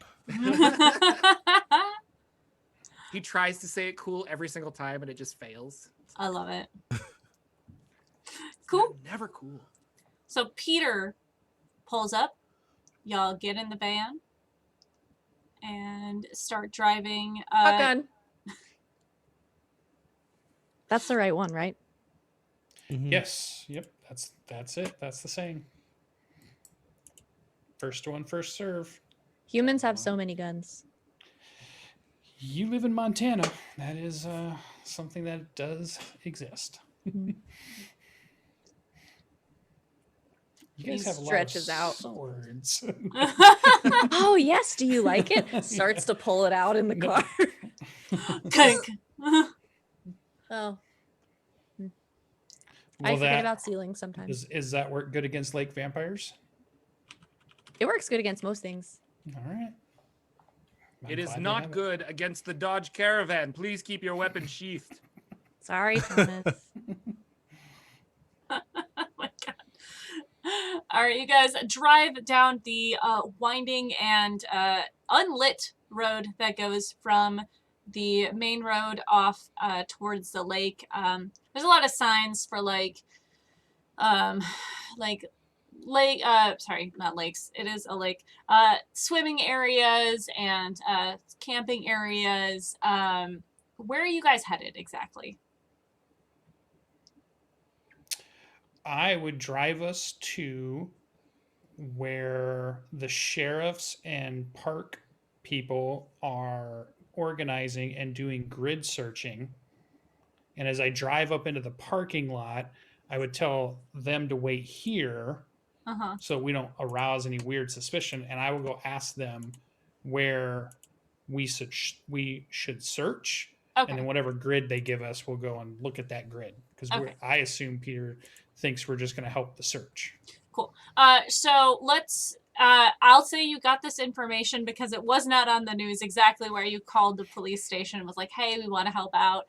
They let you know that they're winding down the search at around like 2. So you guys are kind of getting the end of it. As you guys pull up, there are 2 cop cars out of the 5 that are in this town. There's about probably 20 volunteers that are, a lot of them are coming back at this time because it is late and they don't want to make sure everyone's not getting lost out into the wood or in the woods.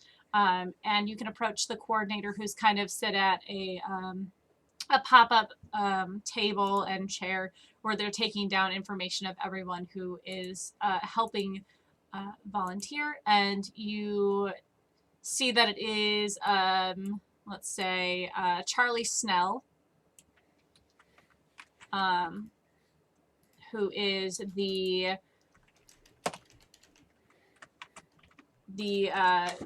sometimes they hold a lot of jobs. in the city. They're kind of like, they deliver mail sometimes. They work at the diner. They never seem to sleep. You just see them everywhere. They also work at the ice cream shop and at the roller rink. But you're not sure where they live or what actually they do. They're just always there. So Charlie kind of has a short red, like, ginger hair, and they kind of button up with a full pull over, like, North Face jacket on, and they're just gonna look at you. Well, hey guys, are you coming to help out with the search? It's kind of late. Yeah, Charlie, we wanted to figured we'd help out. Heard on the radio, and if somebody's out there lost, it gets cold at night, so maybe we thought we could help out. Oh, that's so sweet of you. Well, we're wrapping up in about 20 minutes, but I can give you one of the close grids just to make sure that we don't want you guys to get lost. Sure. Can we have a couple of those fluorescent vests? Yeah, absolutely. And she hands you the those, like, pullover orange with the light up things. She kind of goes over the instructions of how to search. When you call out, wait 10 seconds in between. She gives you, like, LED flashlights if you don't have any. She makes sure that you are all within visual distance of each other as you spread out. The four of you, it's perfect for this, quarter-mile radius. I don't know, that sounds right. Mm-hmm. But it's kind of you have to go up the trail a little bit, and then you'll see your section. Just make sure that we'll wait for everyone to come back. We don't want anyone else to get lost. Does someone have a satellite phone, or will you? We kind of given all of ours out at this point, but I can send an officer with you if you'd like. Oh, I've got my phone with me. I think we'll be okay. We'll definitely call if we find anything. Okay, and if you get lost, just remember that the sun rises in the east and sets in the west. Yep, lived here all my life, Charlie. Okay, be careful out there. Stay Yeah, warm. we'll be by tomorrow for some ice cream. Oh, perfect. We have Rocky Road. Oh, it's my favorite. Yay. He's like grabs the vest and he heads back to the van. It's like, here we go. We've got a grid to go search. It looks like it's over near some restrooms that are near. I think it's on the one part of the lake here, but we should wear these so that it's easy for them to see us or find somebody if we need to. Safety first, everybody. Safety first. Peter Delaney, I will not be wearing a giant target on my back. But how will we find you if you fall? There will be a lot of screaming, and you will hear me and come to my aid. In Thomas's defense, he can light his sword on fire sometimes. I'm not sure how the sheriff's department would handle the sword of fire, nor really Also, the it sword hasn't- you carry. I think the rules are like you can only have a blade so long. I don't. Well, and honestly, if anyone falls, just call for help. I can fly down and get you. I'm very strong. Wait, are they allowed to see your wings too? The locals? You guys will be searching in an area where you'll be more so alone because everyone's kind of coming back in at this point. I like tie did it say- around Thomas's waist then if he won't put it on. I can just tie it around his. You did say, Peter Delaney, there was restrooms nearby. I think that's where we're going. That's the first I'm not place they have sure us if looking. that cheese was actually cheese. If we could hurry and get there. Oh. We're on our way. It was a digestion joke. Yeah, and Fashion. now you know. That's good. Now you know it wasn't cheese. Don't eat the cheese. yeah. Unless Thomas is lactose intolerant. We'll never One know. of my, a curse from my deity. His Yeah. one weakness. This one weakness, Please. lactose. Weakness. Processed dairy. Oh, can't light sword. All right. So as Thomas exits the outhouse that is out here, I mean, it is a nice looking building, but definitely a hole in the ground that you're supposed to put the wood chips in afterwards, or the sawdust. you put some hand sanitizer on and clean up your hands. And you have your area to search. What would you guys like to do? I think we should stay together. How thick are the trees in this area? Are they pretty close together? Fairly, not uncomfortably close. I believe your area of the wilderness out here, there is a more wooded area. Like it's like you can't walk 5 feet without coming up to like a pine or something like that. This area is more so. I would say they're probably like 10 yards from tree to tree, and they're fairly large. So there's not a lot of like coverage in front of you. There's like bushes and small plants, but in general, it's pretty easy to move because you're still close to the trail and not very deep into the woods. Okay. I'll get a bird's eye view. You're the expert. Okay. Yeah, I'm like, I stand near Bailey and I'm just like, they're the ones that know what they're doing. So I'm just hanging out until they let us know what we're supposed to do. Stake in hand in case the lake vampire shows up.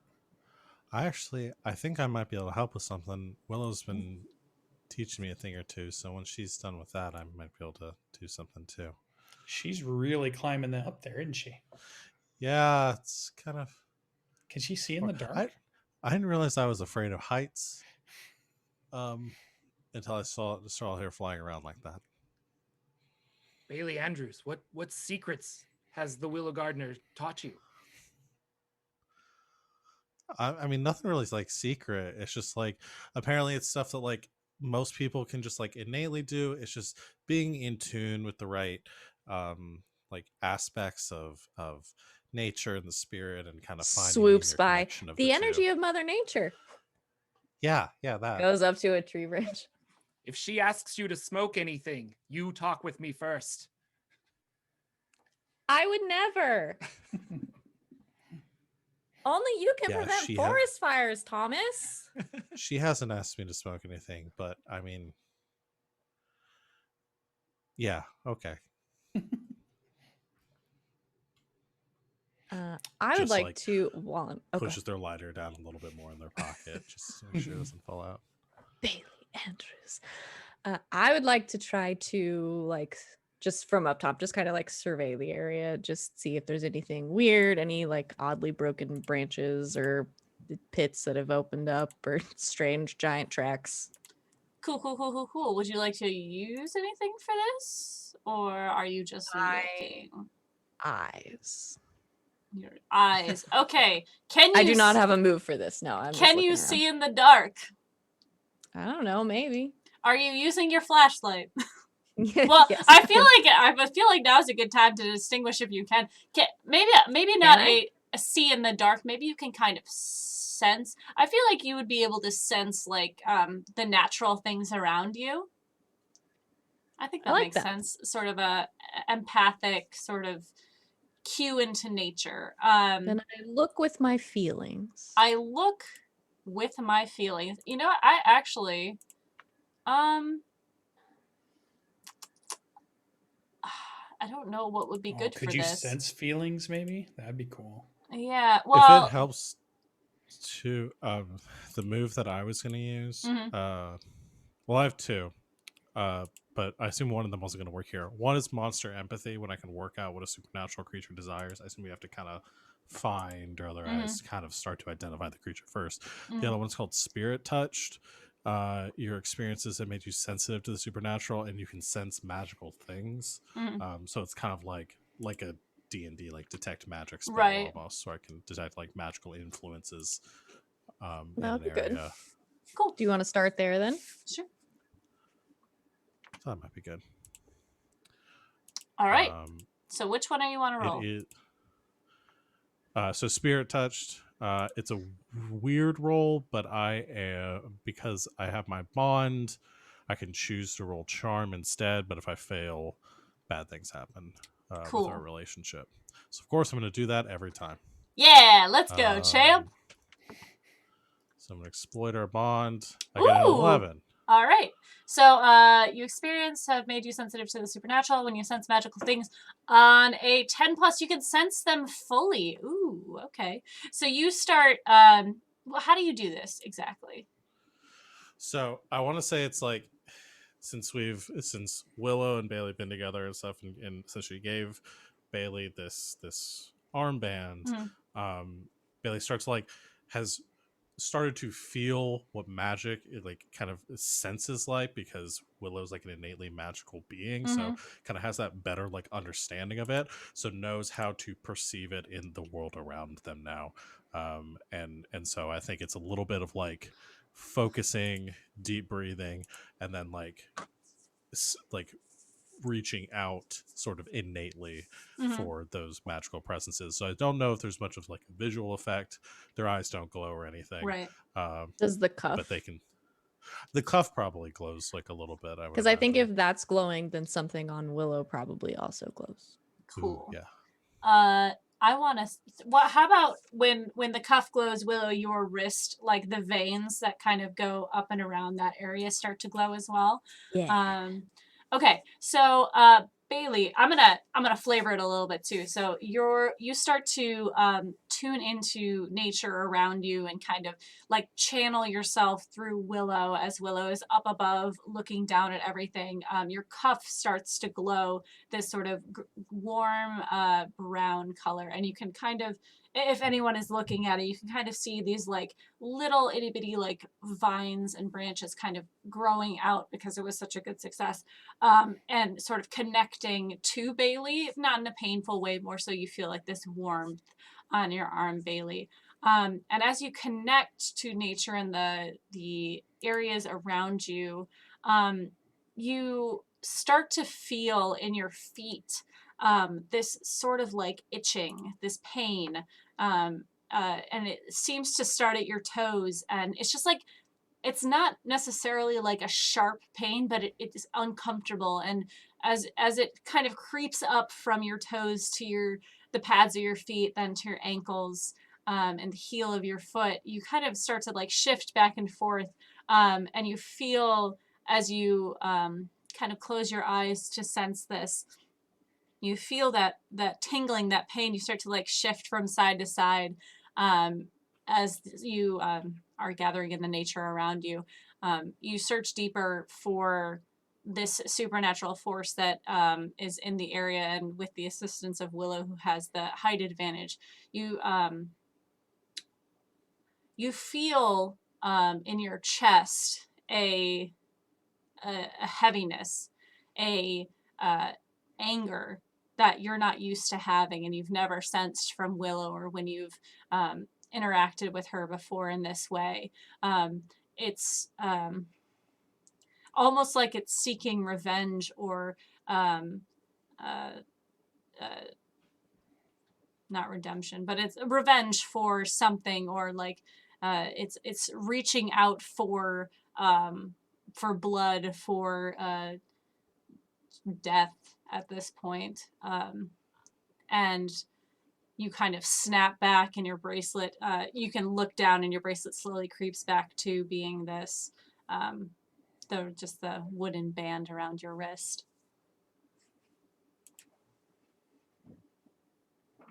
Anything? Yeah, there's definitely something here. Feels angry. I shine my light on Thomas. Ah, Are you angry, Thomas? I am now. Repeatedly.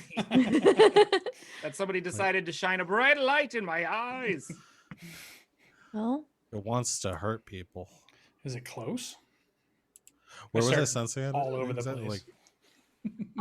You are the feelings that you were feeling in your feet seemed very close, but the feeling in your heart seemed to be at a distance, like within the area of the lake, but Yeah. not like right in this area. It's just sort of all around. Feels like Oh, connected with the earth almost. sorry, I will say it was two separate feelings. It started with a Okay. closeness, and then the other feeling was seemed like something from farther away. Okay. Okay.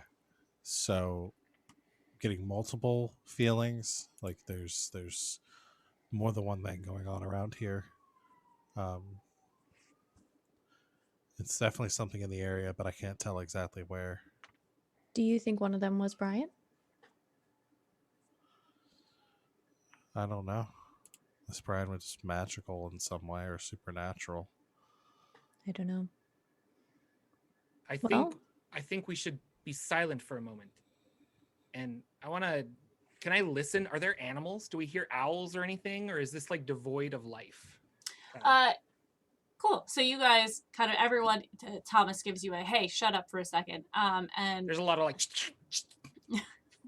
um, as you tune in and listen to the woods around you, you do hear from quite a distance away. You're not right up on the lake, but you do hear the slow lapping of the water on the shore. You can hear the wind moving through the trees. In the distance, there are small animals chittering around. There are birds, owls, and you can hear the flapping of bats above you. And it's beautiful. It's, you really think to yourself, maybe I should go out into nature more often. This is really nice. It's really cold, and in this silence, you kind of feel it. But yes, there is wildlife around you. I have heard nothing.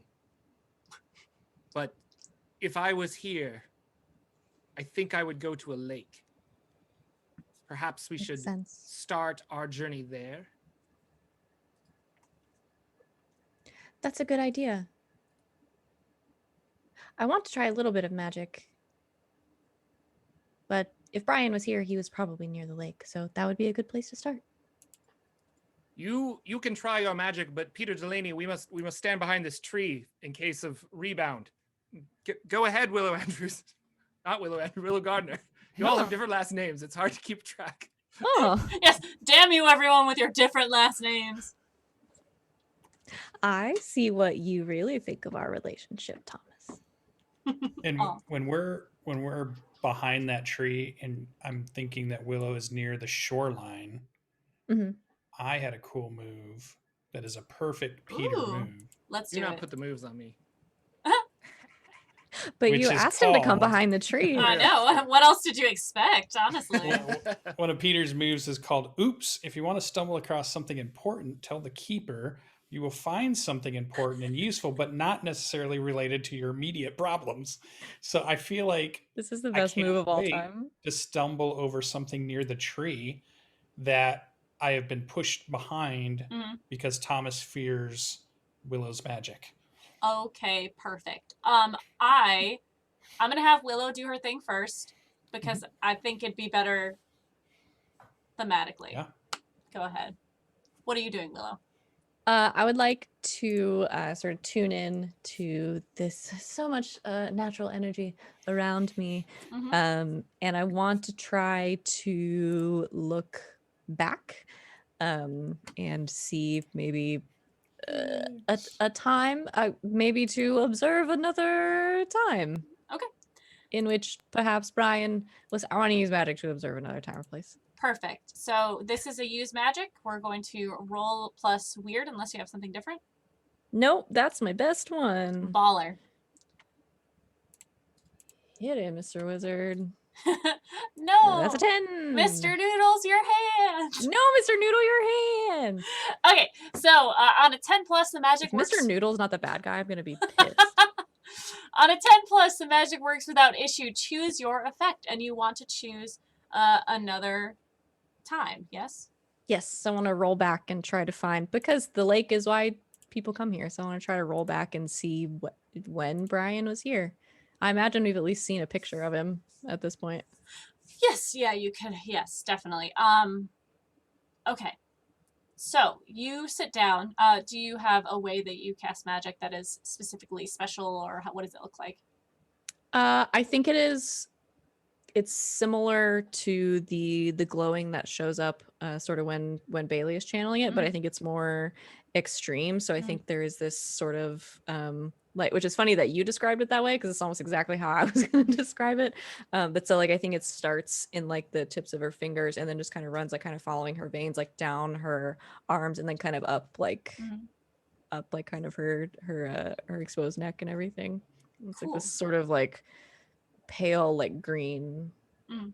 glow. It's a similar color to her hair, Cool. which I assume everyone assumes she dyes her hair that Oh way. yeah. She's the quirky one in town.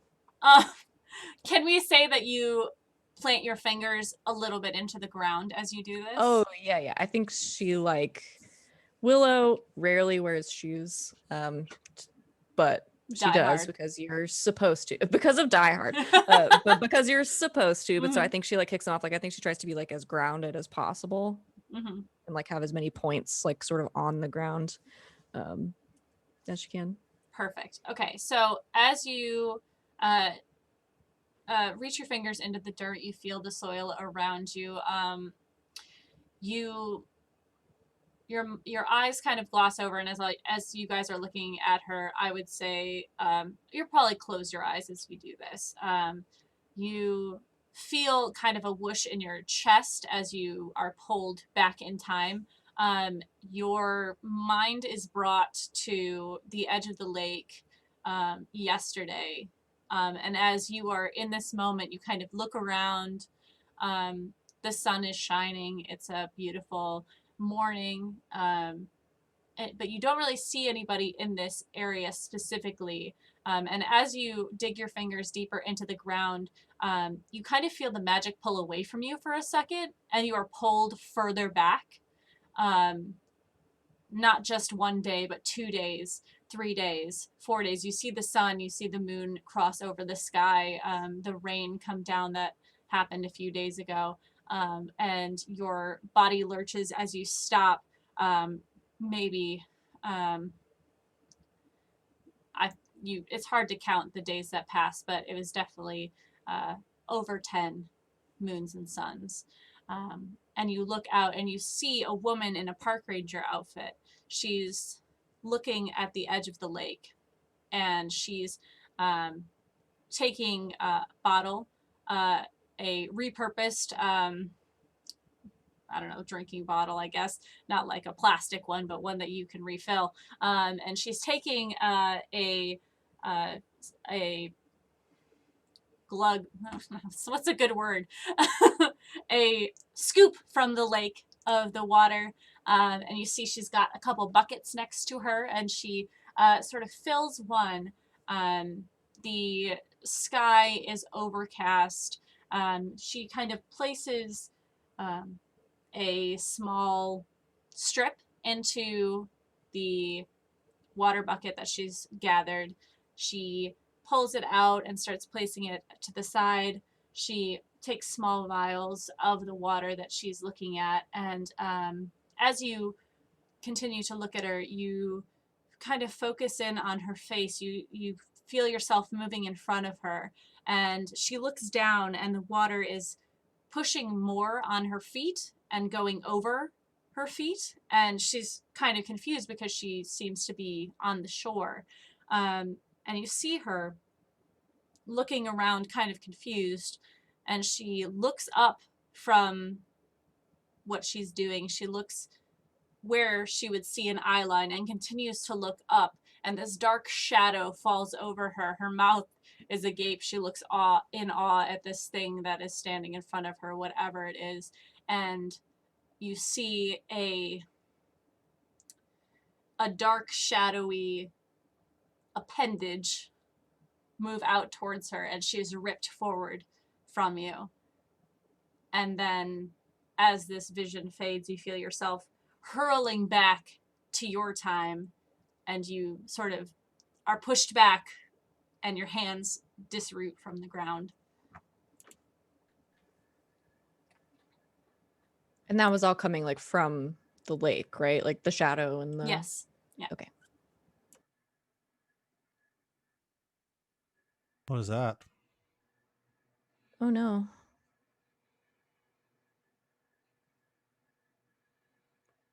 Something in the lake.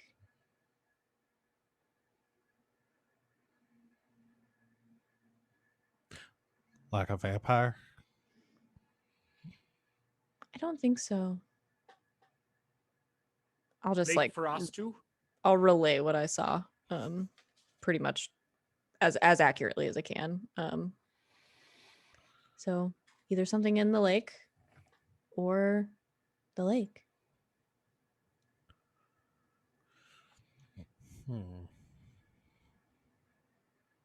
That poor ranger.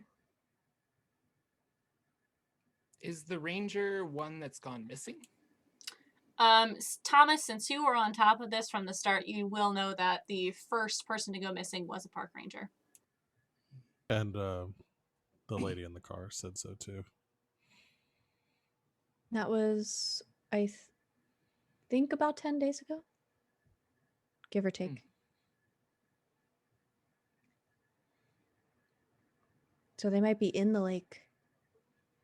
That would be very bad. Well, surely they've checked the lake, the police. It's a big lake, and humans can't breathe underwater.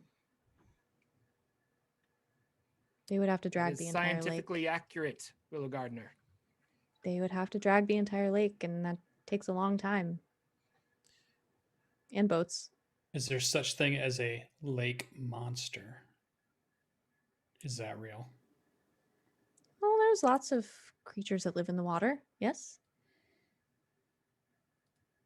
So we're looking for a lake monster. Like Nessie. All right. What if we tried to lure it out just so we could see what it is? Like maybe we set up like a scarecrow sort of thing by the lake's edge. See if it grabs it. Just see what it looks like.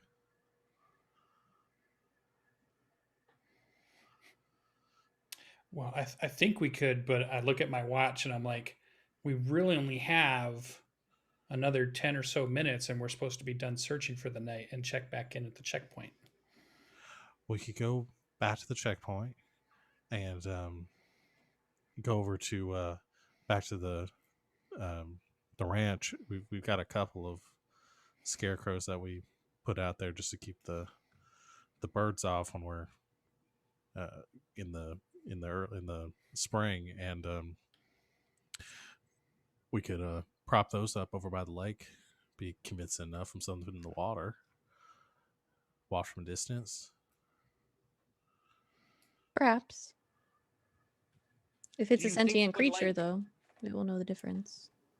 Do you think it would like meat? Well, It it, liked park ranger.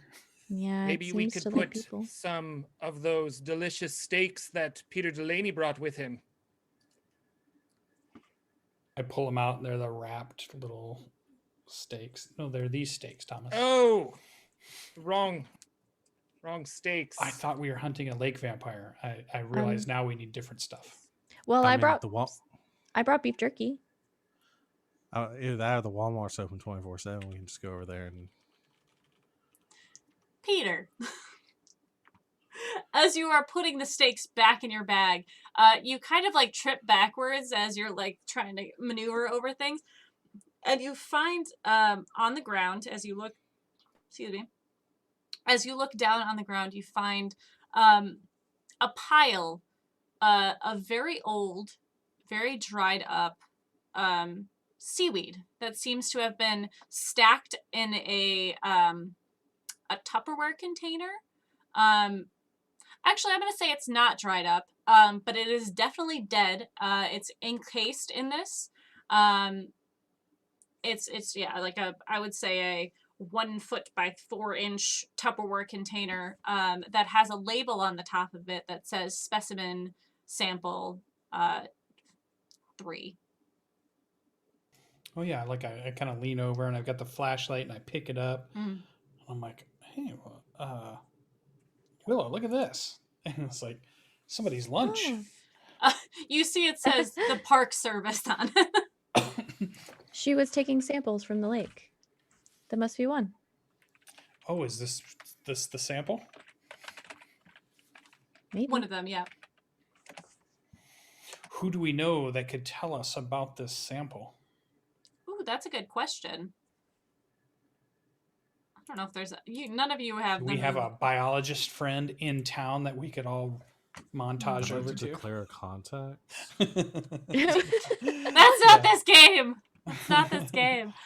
You do know that the Park Service Sorry, I keep pulling up the wrong thing. You do know that the Park Service obviously runs tests like this.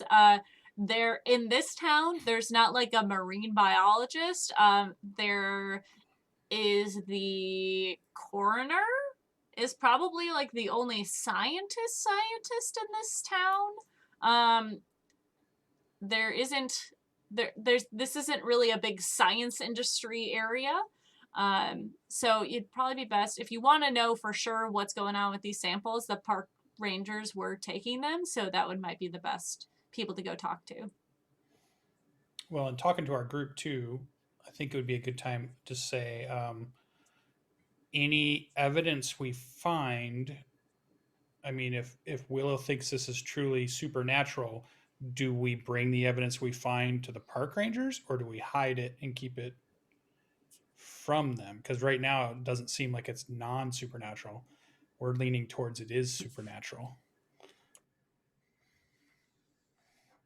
And I'm waiting for Willow to answer because I think Willow is the expert. Well, it's hard to say.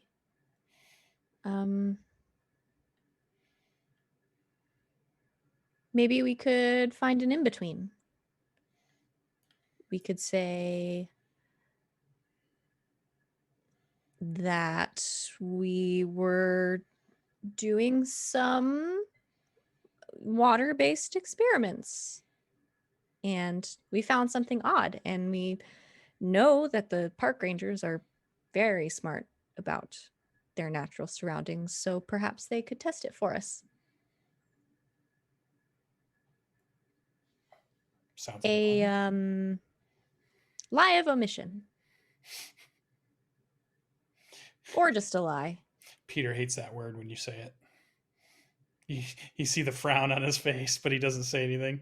I know. I don't like it either, but, well, if the lake or the lake monster has already taken one of them, I don't want more of them coming down to the lake. And when she says lake monster, I take 4 steps back away from the lake, not knowing how far it can reach. So, really, it's for their safety. Do we Well, not want to try my bait idea? No, I do like that idea very much. All right. Are there any footprints on the like shore of the lake? At this point, in the dark, it's hard to tell. It seems like things have been muddled. From what Willow said, it was a long time ago. The tide has moved things. It's hard to tell at this spot, I will say. Okay. Peter I says feel we like should split up. I feel like we need to see it before we can truly know if bait will work. Perhaps Willow Gardner, you could be the best bait of all. Do you Fly think over so? the lake.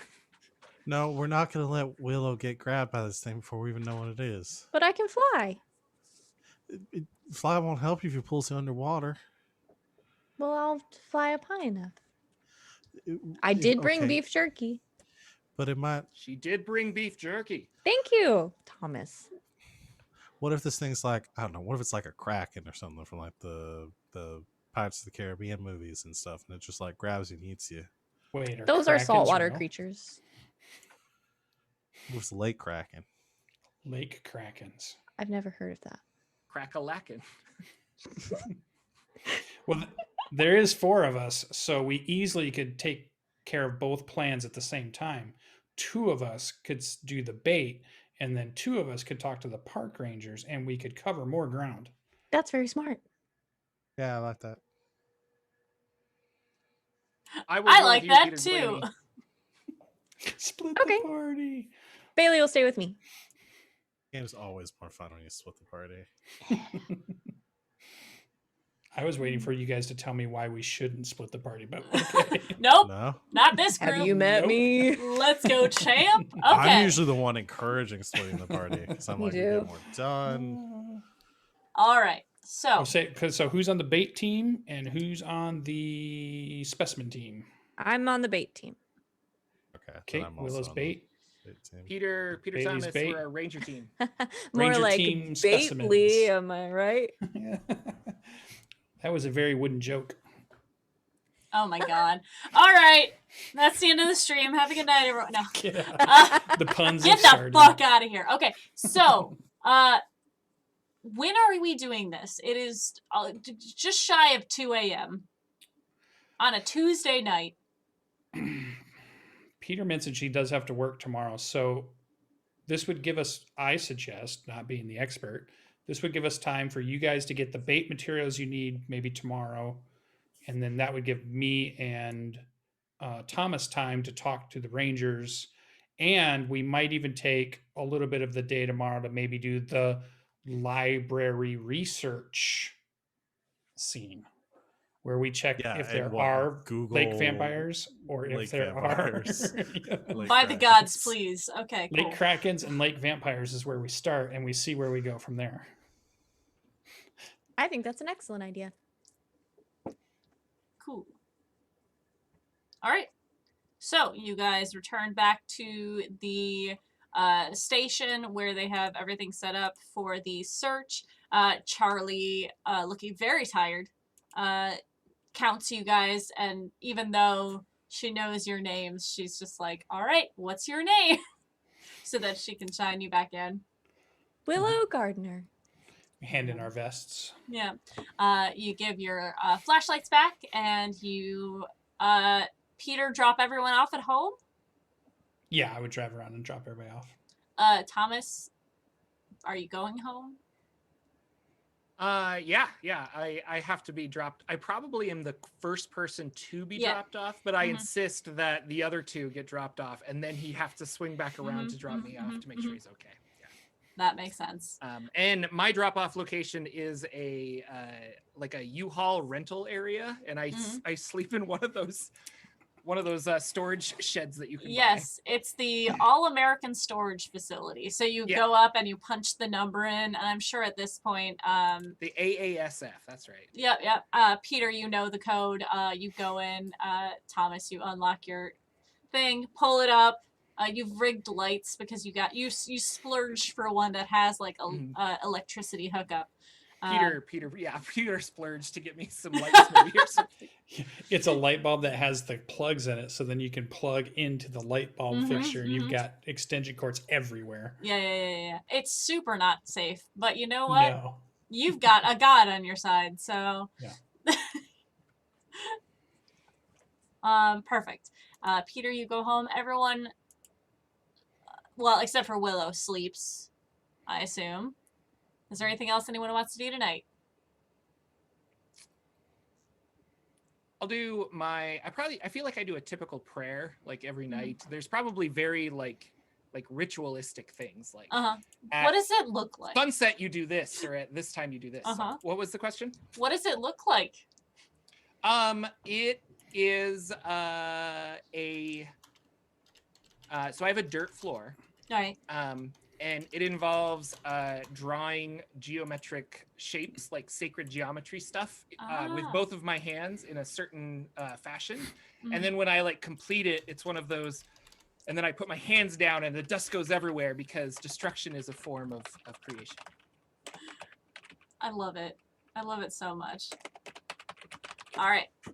So, anything else? If not, we will fast track to tomorrow, where Willow and Bailey are going to set a trap. But first, Thomas and Peter, I think we can do this real quick. Thomas and Peter, you're going to go talk to the park rangers. On the window. Peter Delaney! It is time to go to the park. Already at your house. The park rangers. Yeah. I was like, I tell him, well, since we're going to be like talking to official people, maybe you would like to shower before we go? If you feel like this is best, I will do that. I find it makes conversations go smoother. And I'll hop in and probably come out in just a towel later and be like, your shampoo is empty, Peter Delaney. Thomas, so am I. Eve says from the kitchen. But Wife Delaney, avert your eyes. I do not want you to become attracted to me and leave Peter Delaney. He's a good man for you. yes, Walk back into the shower. Peter, we talked to him about proper etiquette, right? Yeah, he Boundaries? still doesn't understand the boundaries word Yeah. yet. I'm not sure it was in his language. Okay. I'm trying though. I keep Yeah, explaining I it to know. him. You're a good man, Peter Delaney. Eve, you are the best. I do not deserve you.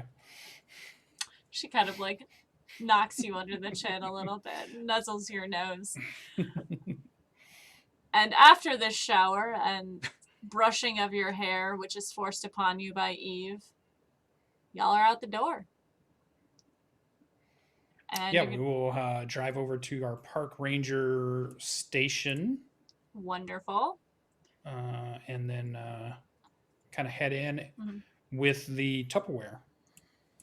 Oh, perfect. Okay. So on the way, for no other reason that I want to include this, Thomas, you get a message from someone who has messaged you before. Their name is Gerald, and they are from the, let me get it right, the group Room for Improvement, the improv group in town, and Gerald just shoots you a text that is a peach, a middle finger, and a tongue sticking out.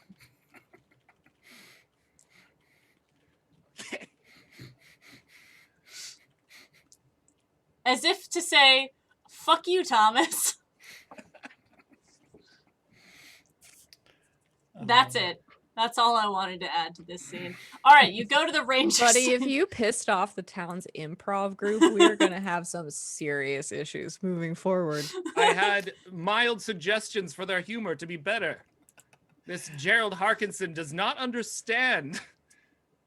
And who talks like this? We are Hate not that Gerald Egyptians. Harkinson. We do not speak in pictographs. That Gerald. Oh, I hate him. And fuck Oh, you are Gerald. not a fan of Gerald, are you? Gerald Harkinson. No, he doesn't think our theater group is true theater because we don't improv. We just read lines that are written for us.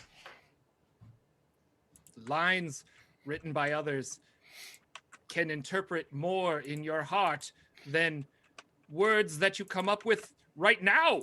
Exactly. He's just spouting stuff off the top of it. It's not true theater. You are a man wiser than most, Peter Delaney. This is what I wanted. All right, you pull up to the ranger station. Why do I feel like Thomas The like improv does? hate is coming. Why do I feel like Thomas like generally doesn't use technology but has perfected the Yelp review? They will know that their muffins were stale. I am So- improving the world through yelping. Yes, you are, my dude. I am now a Google guide. His handle is like Angry and Divine. So it's at Angry and Divine. And he's like he comments on every restaurant in town 100%. multiple times. Please don't let him get on Twitter. all No, I'm he hasn't asking. learned that yet. All right, you guys pull up to the ranger station, please God. And I've made a mistake. We can do this quickly. I know, right? You walk in and you see at the front of the station is a female ranger, long brown hair that is pulled back into a single braid down their back, the typical brown or tan outfit with the green badge. Their name tag says Ranger Boot. BOOTT. Well, how? Hey, y'all. How can I help you? Ranger Boot. We were testing some water down at the river because we had read on the internet about contaminations of water across our country. And we were concerned citizens, me and Thomas here. And so we took a sample of the water and this weird seaweed, but does seaweed grow in a lake? And I show her like the the container. Oh, yeah. She kind of like pulls the container out and like, I have a question. Did you take off the badge that says Park Ranger Service? No. Okay. Willow would have done this thing. Okay. Okay. Thank you, Willow. She was the one suggesting lying. So she looks at this, and she, you know what, Peter Delaney, I'm going to have you make a roll. Yes, I like rolling dice. Because, yeah, well, you can do it in person or you can do it on thing. I would like you to roll to manipulate someone. To manipulate. All right. And can I do that easily? Yes. So you are going to roll plus charm. So you're just going to take on your sheet, unless you have a move that says like when you manipulate someone, you can do this. You're gonna roll plus charm, and there is 0 additions Go to forward. it. Yeah. Mm-hmm. So Perfect. All right, that is a 7. So why don't you pull up the manipulate someone move, which is in one of the handouts. Okay, cool. Let me get that. So this says on a 7 to 9, they'll do it, but only if you do something for them right now to show that you mean it. If you ask too much, they tell you that if anything, it would take them time to do it. Or what it would take for them to do it. So you ask them, what are you asking of them? I'm asking her if she would be able to give us more information about this collection. Right. Okay. And I'm willing to. Is it supernatural? No, Thomas. So what are you going to give her right now? This in the technical terms of Monster of the Week. Basically, it's a barter between you as the player and me as the keeper. What do you want to give them? It doesn't have to be something physical. It could be like, what are you going to say to them? What are you going to like? What confidence are you going to give them, or that sort of thing, to get them to do what you like? I mentioned that if she would be willing to do that, that me and Thomas here are willing to volunteer for all of the searches that are currently ongoing that the park is organizing.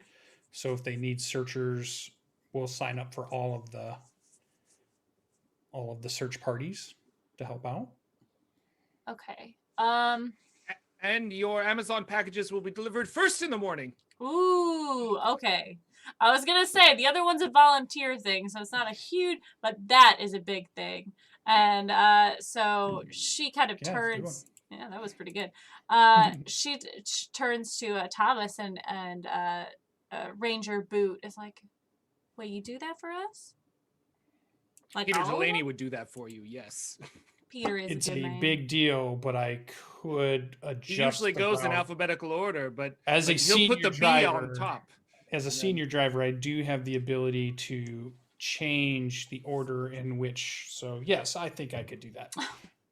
Peter, you are so sweet. Well, why don't y'all come back here? We could just take a look real quick and kind of we've been running some tests too, and she kind of ushers you over to a side room that is like one of 3 rooms that this small ranger station has. And there's a bunch of boxes and buckets and sort of like, it looks like custodial supplies, but it's what they use to gather tests and that sort of thing. So she kind of takes the container that you have, places it on the small table that's there, and pulls out a very similar looking Tupperware container full of their own specimens from the lake. There is a packaged fish. When you take all the air out of something, it's gotten to the point at night where I can't talk. Vacuum sealed bag with a fish in it that's dead, as well as some other objects and like paraphernalia from the lake. And she says, "You know, it's the darndest thing. We were just talking about this the other week. The lake has been producing more and more buildup of dead seaweed, as you've seen here. And we've been seeing more dead fish that have come about. I have no idea what's causing it, but when we're taking Well, as you guys know, and she kind of looks out into the out area where the other park rangers would be, and then kind of in a conspiratorial way, and then looks back to you guys, and she said, "Well, you know what happened to poor Kelly out there a few weeks ago. She was taking tests when she was, what was she went missing?" Kelly the park ranger. That is right. We heard about Yes, that. yes. It's I mean, it's hit us all pretty hard. It's been very difficult for us to deal with the, especially with everything else going on, but to hit so close to home with Kelly, it's just. Anyways, we took her samples. We haven't done anything with them yet. It's just it doesn't feel right to, you know, we'd like to find her first. And after we found that body, it was just, you know, things have kind of grinded to a halt here. So. Well, they don't what think body there's was anything that? wrong with the water, right? Oh yeah, go ahead. Well, they didn't. I mean, they're trying to keep it on the low, but you know, the second victim, Aaron Muir, they did find his body in the woods. You should keep that on the up. These are info we need to know. Well, the police know, and they're handling the investigation, and it's, you know, it's just. Inside voice, Thomas. Where is this body located? Well, I assume now it's at the morgue, but they found it off the trail. It was the strangest thing. You know, they're saying that he drowned, but he must have been a mile outside of the water. It was the strangest thing. I mean, I don't know. I'm not part of the investigation, but you know, word travels. Did they test the water? Is there anything wrong with the water? Should we not be near the water? Well, there doesn't seem to be any levels that would be harmful to humans, but we did find some high levels of, well, let me look at the report. And she kind of like, Please don't say mercury. Please don't say mercury. Please don't say mercury. She kind of pulls up the report, and let me look real quick to make sure. I don't know if it's basic or it's acidic. I'm gonna say it's acidic. There are higher levels than normal. I think it's. I don't know. I'm not a scientist, but there are higher levels of acidic natures in the lake than there have been in the past years, and it seems very sudden. I think that's what's causing a lot of the deaths in the area. I mean, not the human fish, deaths, the fish, seaweed, yes, the sea life.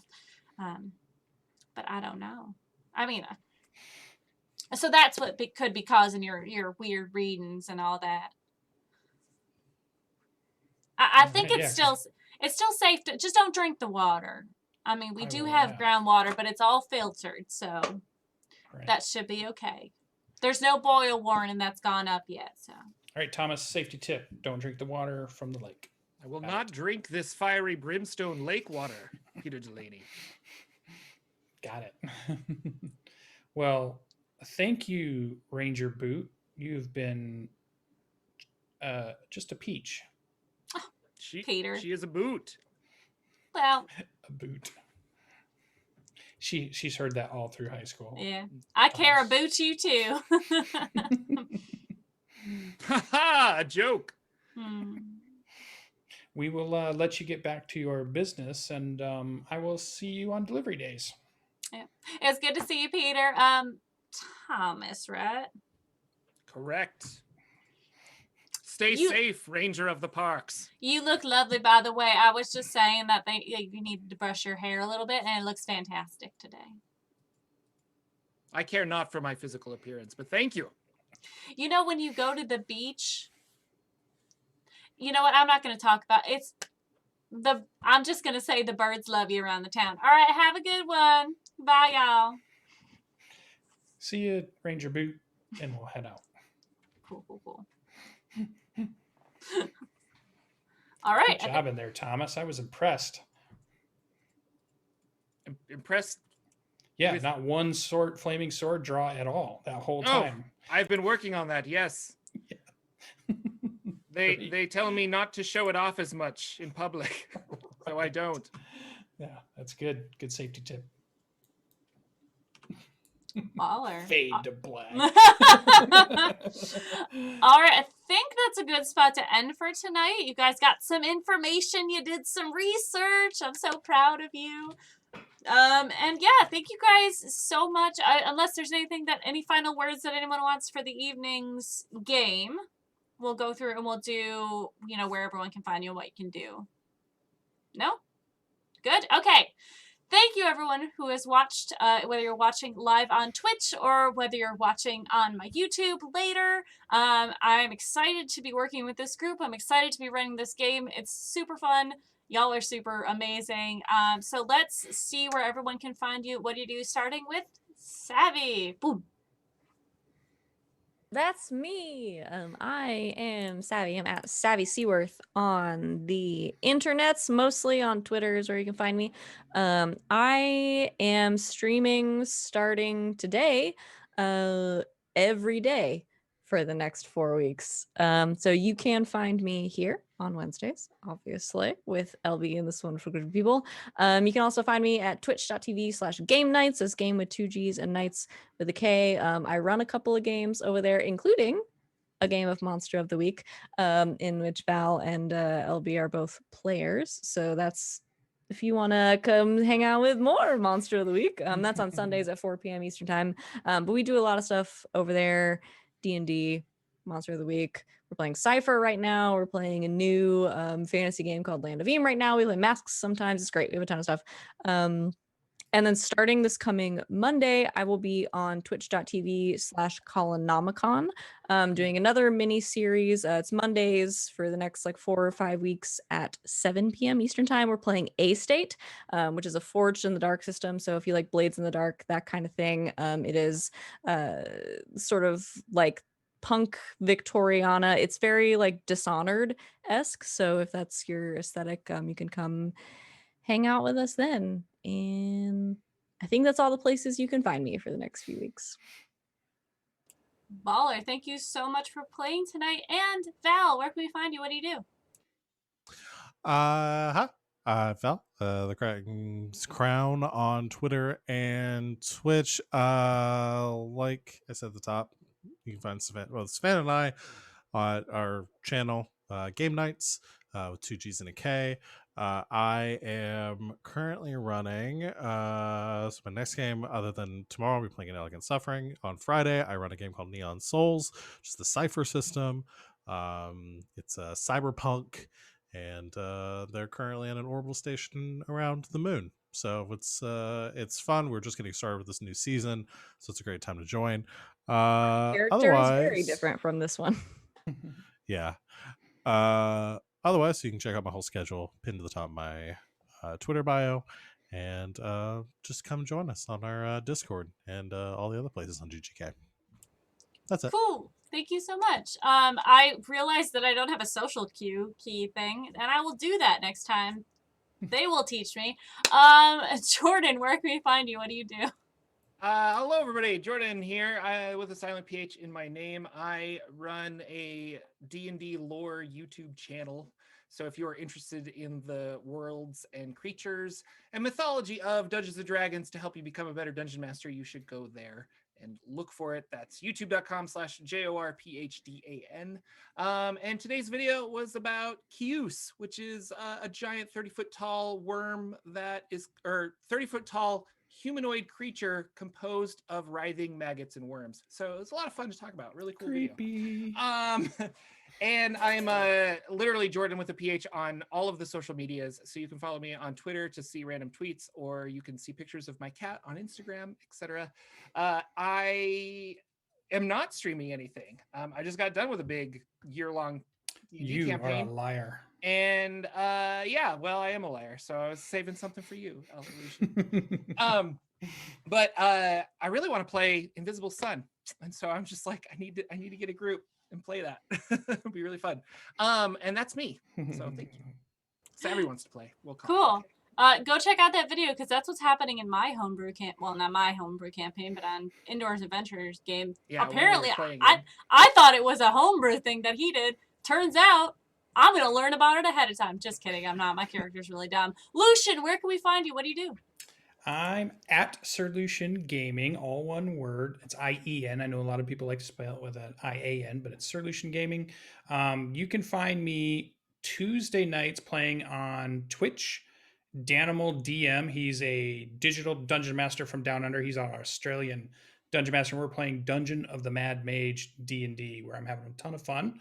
And then Jordan left a great opening for me because we are co-hosts of the Saturday morning D&D show that's been running now for 2+ years at this point, where we talk all things Dungeons and Dragons news and helping dungeon masters out with ideas. And we just That's really have you?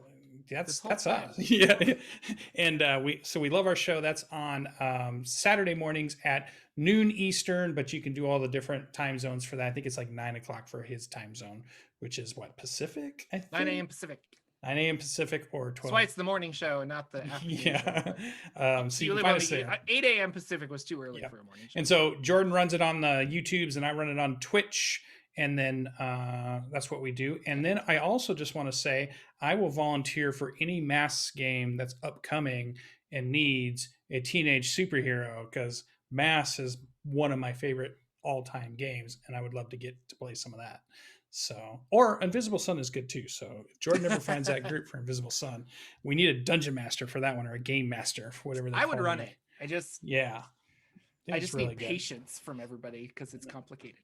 And there are a lot of videos on my channel, which is both YouTube / Solution, LUCIEN, or Twitch / Solution, where on YouTube you can go back and you can find LB playing some of our Dungeons and Dragons games with lots of people that are friends from here in town, where we played a bunch of different games up on the YouTube. So if you want to go back and look at all that stuff. So.